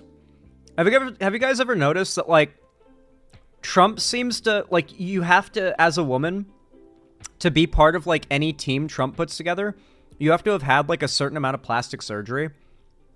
I feel like that might speak to something about Trump, but, you know, maybe I'm looking too deep into it. Just maybe. CNN's Manu Raju's following this story. Manu, Representative Marjorie Taylor Greene is not holding back going after Loomer, and now other Republicans are joining her. What are they saying? Yeah, that's right. In fact, Marjorie Taylor Greene, someone herself who has been very outspoken, very controversial in some of her rhetoric, but she says what Laura Loomer has been saying has been going too far. And she contends it does not represent the MAGA movement, does not represent former President Donald Trump. This is the Please tell me that they're going to say, or at least show us a censored version of what Laura Loomer said that Marjorie Taylor Greene called out. If they're not going to, then I'm going to have to repeat it, and I don't want that clip. Aftermath of her racist post about Kamala Harris's Indian heritage. Oh, there we go. That was too much for Marjorie Taylor Greene, and then afterwards Loomer went to attack her on social media. So I asked her about this feud Here it is. between those two, and this is what MTG... Laura Loomer tweeted. Are they going to say it, or they... She said to me just moments ago. Okay, so they're not going to on social media. So I asked her about this feud. So Laura Loomer tweeted, if Kamala Harris wins, the White House will smell like curry, and White House speeches will be facilitated via a call center, and the American people will only be able to convey their feedback through a customer satisfaction survey at the end of the call that nobody will understand. So yeah, there's really just not much ambiguity there. She just essentially went on a rant about... Like, it's that whole bit about how Kamala Harris was never black, she was only ever Indian, and they can't accept that she's black now because they don't want to, they want to be able to be racist against her for being black, but they don't want anyone to believe that she is black so that it's not seen as racist against black people, I guess. And so instead they say she's Indian, but then they're racist to her for her Indian heritage too. It's like, it's bizarre. Like, they're trying to argue she's not black so their racism doesn't seem racist, but then they then they do racism against what they do admit that she is that's not white. It's like, so even Marjorie Taylor Greene was like, this is appalling and extremely racist. It does not represent who we are as Republicans or MAGA. This does not represent President Trump. This type of behavior should not be tolerated ever. Laura Loomer should take this down.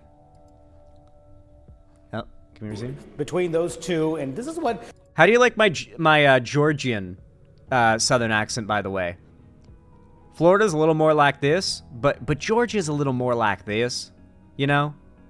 And you got like Virginia, and Virginia's a little more like this, you know? Oh, you go to Alabama and Mississippi, and they talk a little more like this.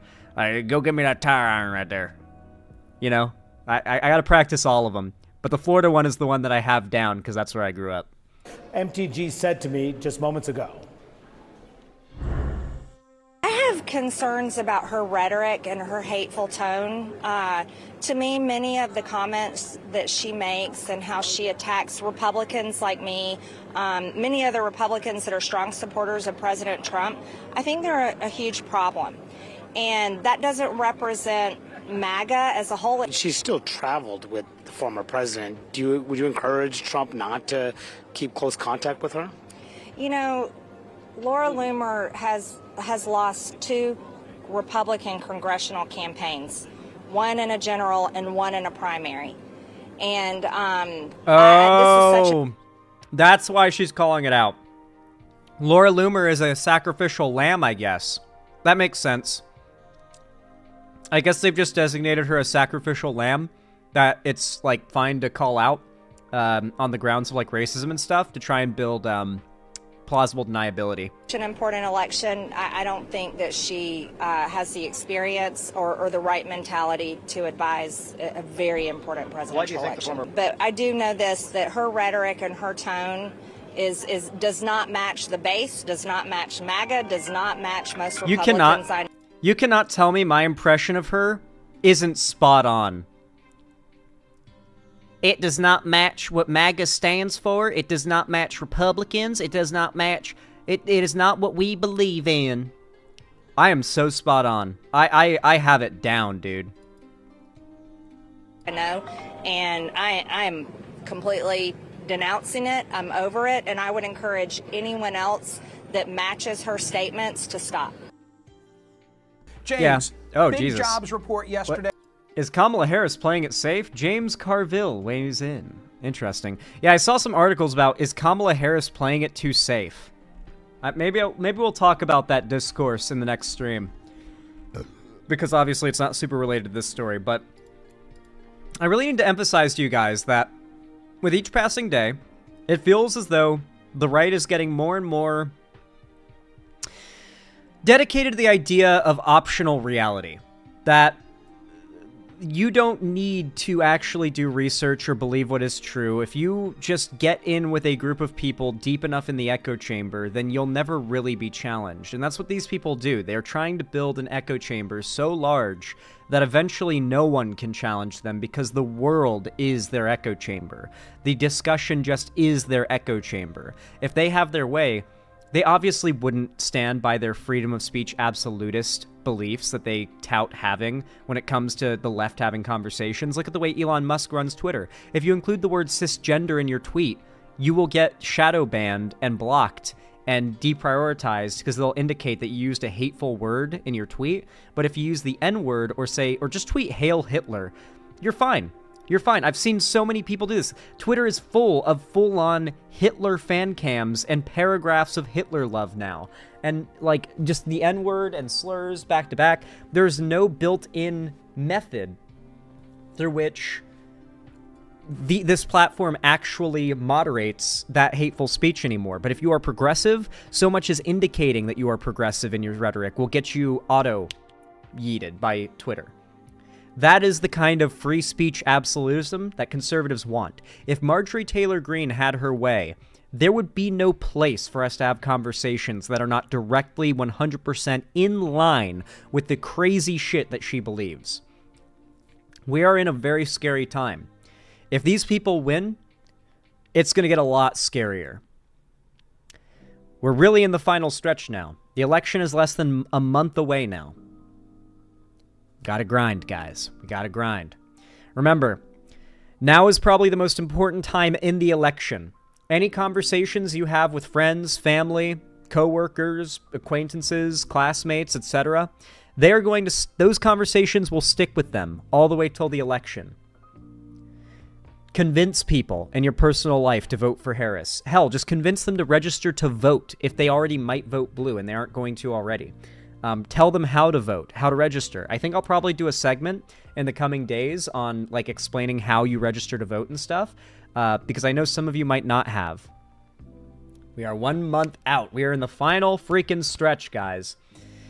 Anyway, everyone, with all of that said, if you enjoyed this segment, please consider leaving a like. It helps a ton. Every thumbs up boosts my content in the algorithm a lot. Subscribe and ring the bell icon if you haven't already to see more stuff from me. And follow my social medias linked down below if you want to see stuff from me on other platforms.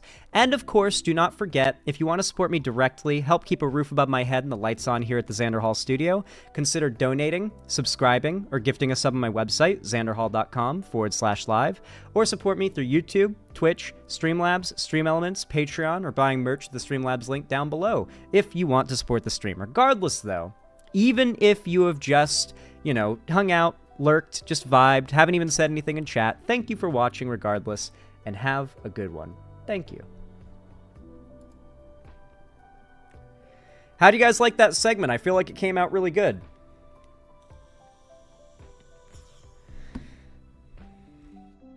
Will we live or will we be fucked? Well, no, at this time next month. Real. She's nuts. She really is insane, yeah. What is trending on Twitter right now? I hate Donald Trump and Dark MAGA. What is Dark MAGA? Oh my god. Are you guys ready for some cringe? Oh my god. Are you guys ready for some insane cringe? Happening now, Elon Musk speaks at Trump rally in Butler, Pennsylvania, 1 month ahead of Election Day.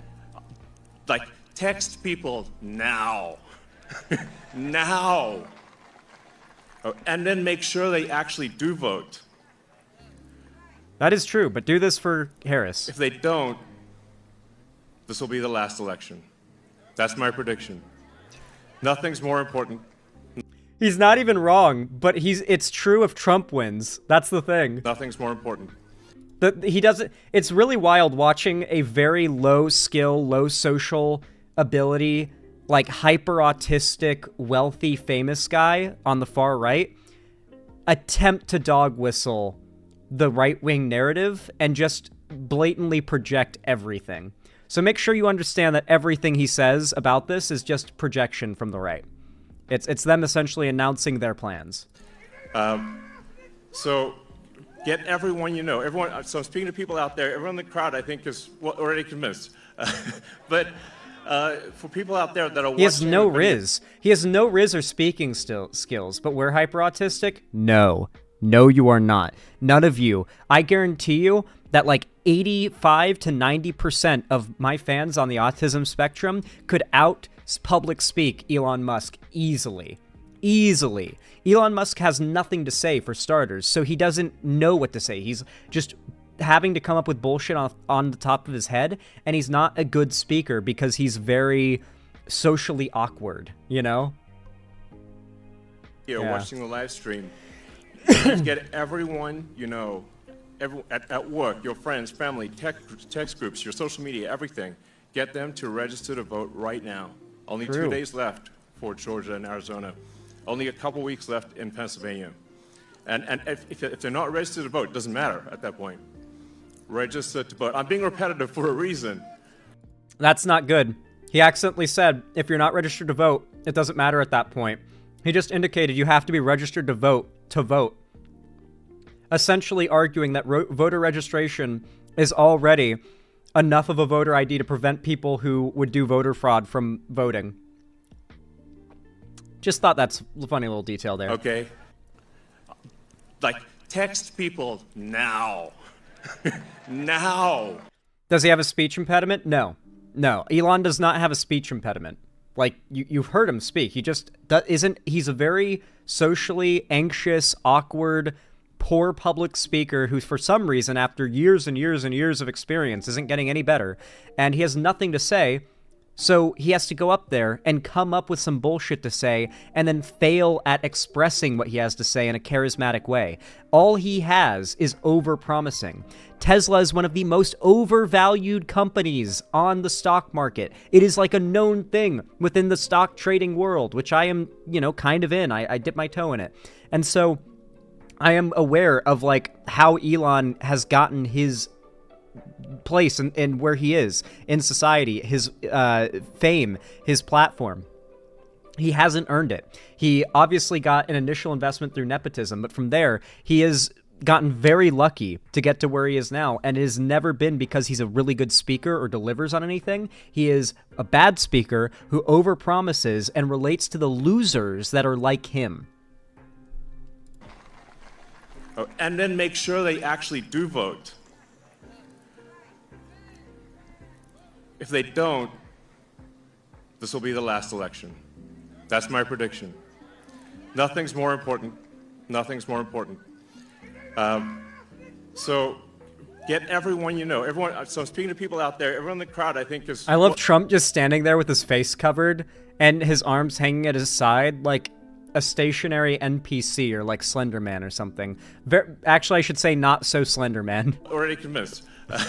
But for people out there that are watching the video, watching the live stream, you need to get everyone you know, at work, your friends, family, text groups, your social media, everything. Get them to register to vote right now. Only 2 days left for Georgia and Arizona. Only a couple weeks left in Pennsylvania. And if they're not registered to vote, it doesn't matter at that point. Register to vote. I'm being repetitive for a reason. Is it repeating? Oh, wait. Okay. No, he's being repetitive not for a reason, because he's a bad speaker. I can say from experience when I was a much worse speaker, and even when I don't my speaking skills fail me, I stutter or I repeat myself, and that's something I try to work out of my public speaking skills. Dark MAGA. Elon Musk says that if people don't register to vote, this will be the last election. That's my prediction. He sounds very desperate and high as fuck. I'm Dark MAGA. Apparently that's where he said it in that speech, that he's Dark MAGA. This is him, by the way, sitting on his yacht.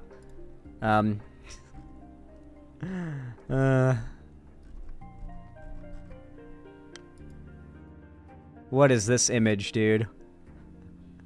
This is so cursed. This is so fucking cursed, dude. With his colonized Mars shirt, too. Oh my god, it's peak Elon Musk. A MAGA hat. He looks old and like a melted wax figure. His gunt is hanging out. If you don't know what a gunt is, Google it. G-U-N-T. He's got Occupy Mars shirt on. His most soy shirt he owns. Like the Elon Musk fan soy face shirt. A Texas belt buckle because he wants to look cool. Cowboy boots. Oh my god, it's so perfect, dude. It's so perfect. I didn't realize he could jump. It is insane to me that's the highest he can jump, too. You know that's the highest he can jump. Like, this is it. This is his limit, is this distance. What is that? Like, a third of a foot? Look at that. That's where Trump's feet are. Like, that's where the ground is. And here's how high he's jumping. Roughly. Elon's probably a little closer to the camera. Dude. It's so cringe. Zoom in so I can make this an emoji. Can I open it in like a new tab? Yeah, there we go. This is the most zoomed in I can make it. Can you work with that, hopefully? Oh, Jesus. So fucking cringe, dude. So fucking cringe. Alright. Perry Icefire, thank you for the $5 dues. I appreciate that. Very kind of you. Very based. Very much appreciated. Says, what would you wear at a Trump rally, and how would I be able to sit behind Trump? Asking for research purposes. I would wear... I would just wear a shirt that has, like, as many woke things on it as possible. Like, all the pride flags, the coexist symbol, like, the symbol for gender fluidity, BLM.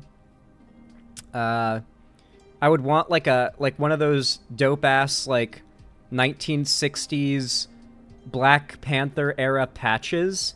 Like I want a bunch of Black Panther patches just sewed into this shirt. I basically want to go in with as many things that indicate that a Trump supporter should want to commit violence against me and to bait one of them into doing it, and then to never have to pay a bill again with my own money. That would go pretty hard. Just go to Trump rallies dressed in as much. I gotta hurry up and pull off this plan. You know, the Trump era might be coming to an end. This opportunity might be running out. You just go there, bait Trump supporters into trying to assault you because they get triggered, and sue the shit out of them, and never have to worry about money again. That's how you do it, guys. I'm telling you. That's how it's done. I wouldn't feel safe around those fanatics. Well, that's the point. They better kill you, because otherwise they're going to owe you a lot of money. Bro, you gotta cover Diesel patches going against Andy Pants Gaming. He even posted a vid covering him going full mask off. Really? Interesting. I'll write it down. I appreciate it.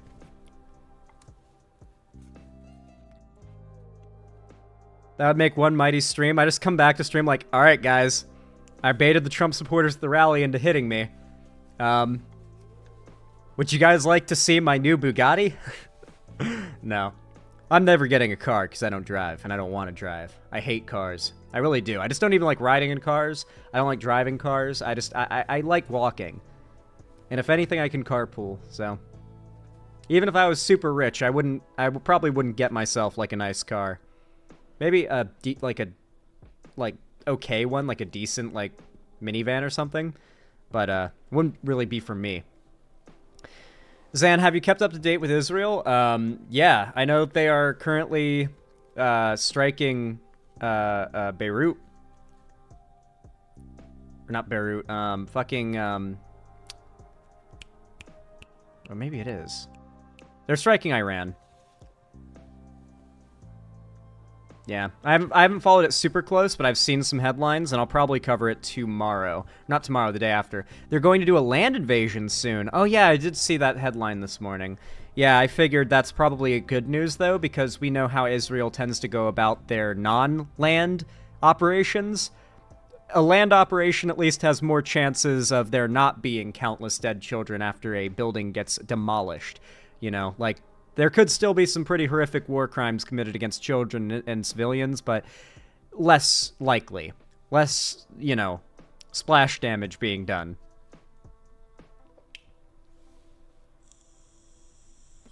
I woke up in a new Bugatti. Yeah, me as fuck.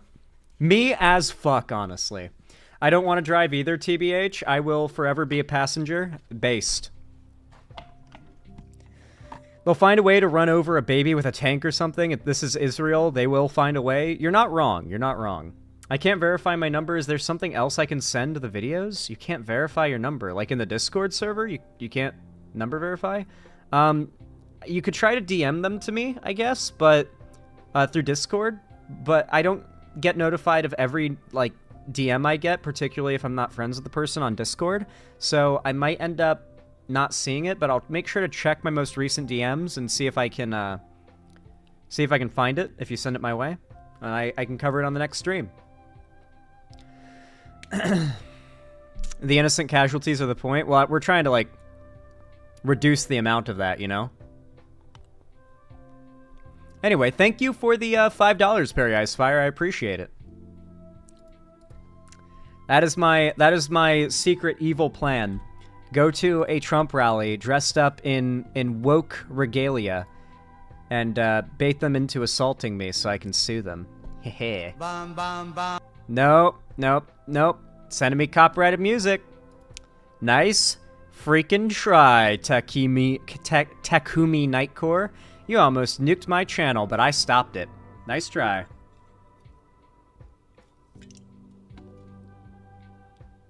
The Xander Hall channel lives another day.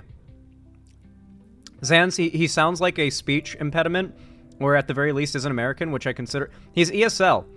He doesn't have a speech impediment, he's just ESL, he has an accent. He has an accent combined with very poor speaking skills, combined with being extremely socially anxious, and being on stage while knowing he has nothing of value to say. Like, when he's on stage, he's lying about what Tesla products are going to offer. He's lying about what SpaceX is going to do in a certain given time period. When he's on stage for a political thing, he's lying to the people in the crowd about the state of politics. So He has nothing of value to say. That is the truth. He's got to make things up on the fly. He's not a good public speaker, and he is super socially anxious. These things combine to create the perception of Elon that you have, right? By the way, Zan, if you do cover Andy Pants, I have covered Andy Pants, and I'm going to cover the video by Diesel Patches. Don't worry.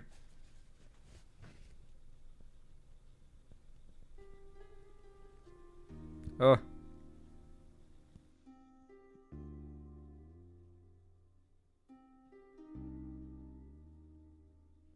Adding it to the list. Nice thing.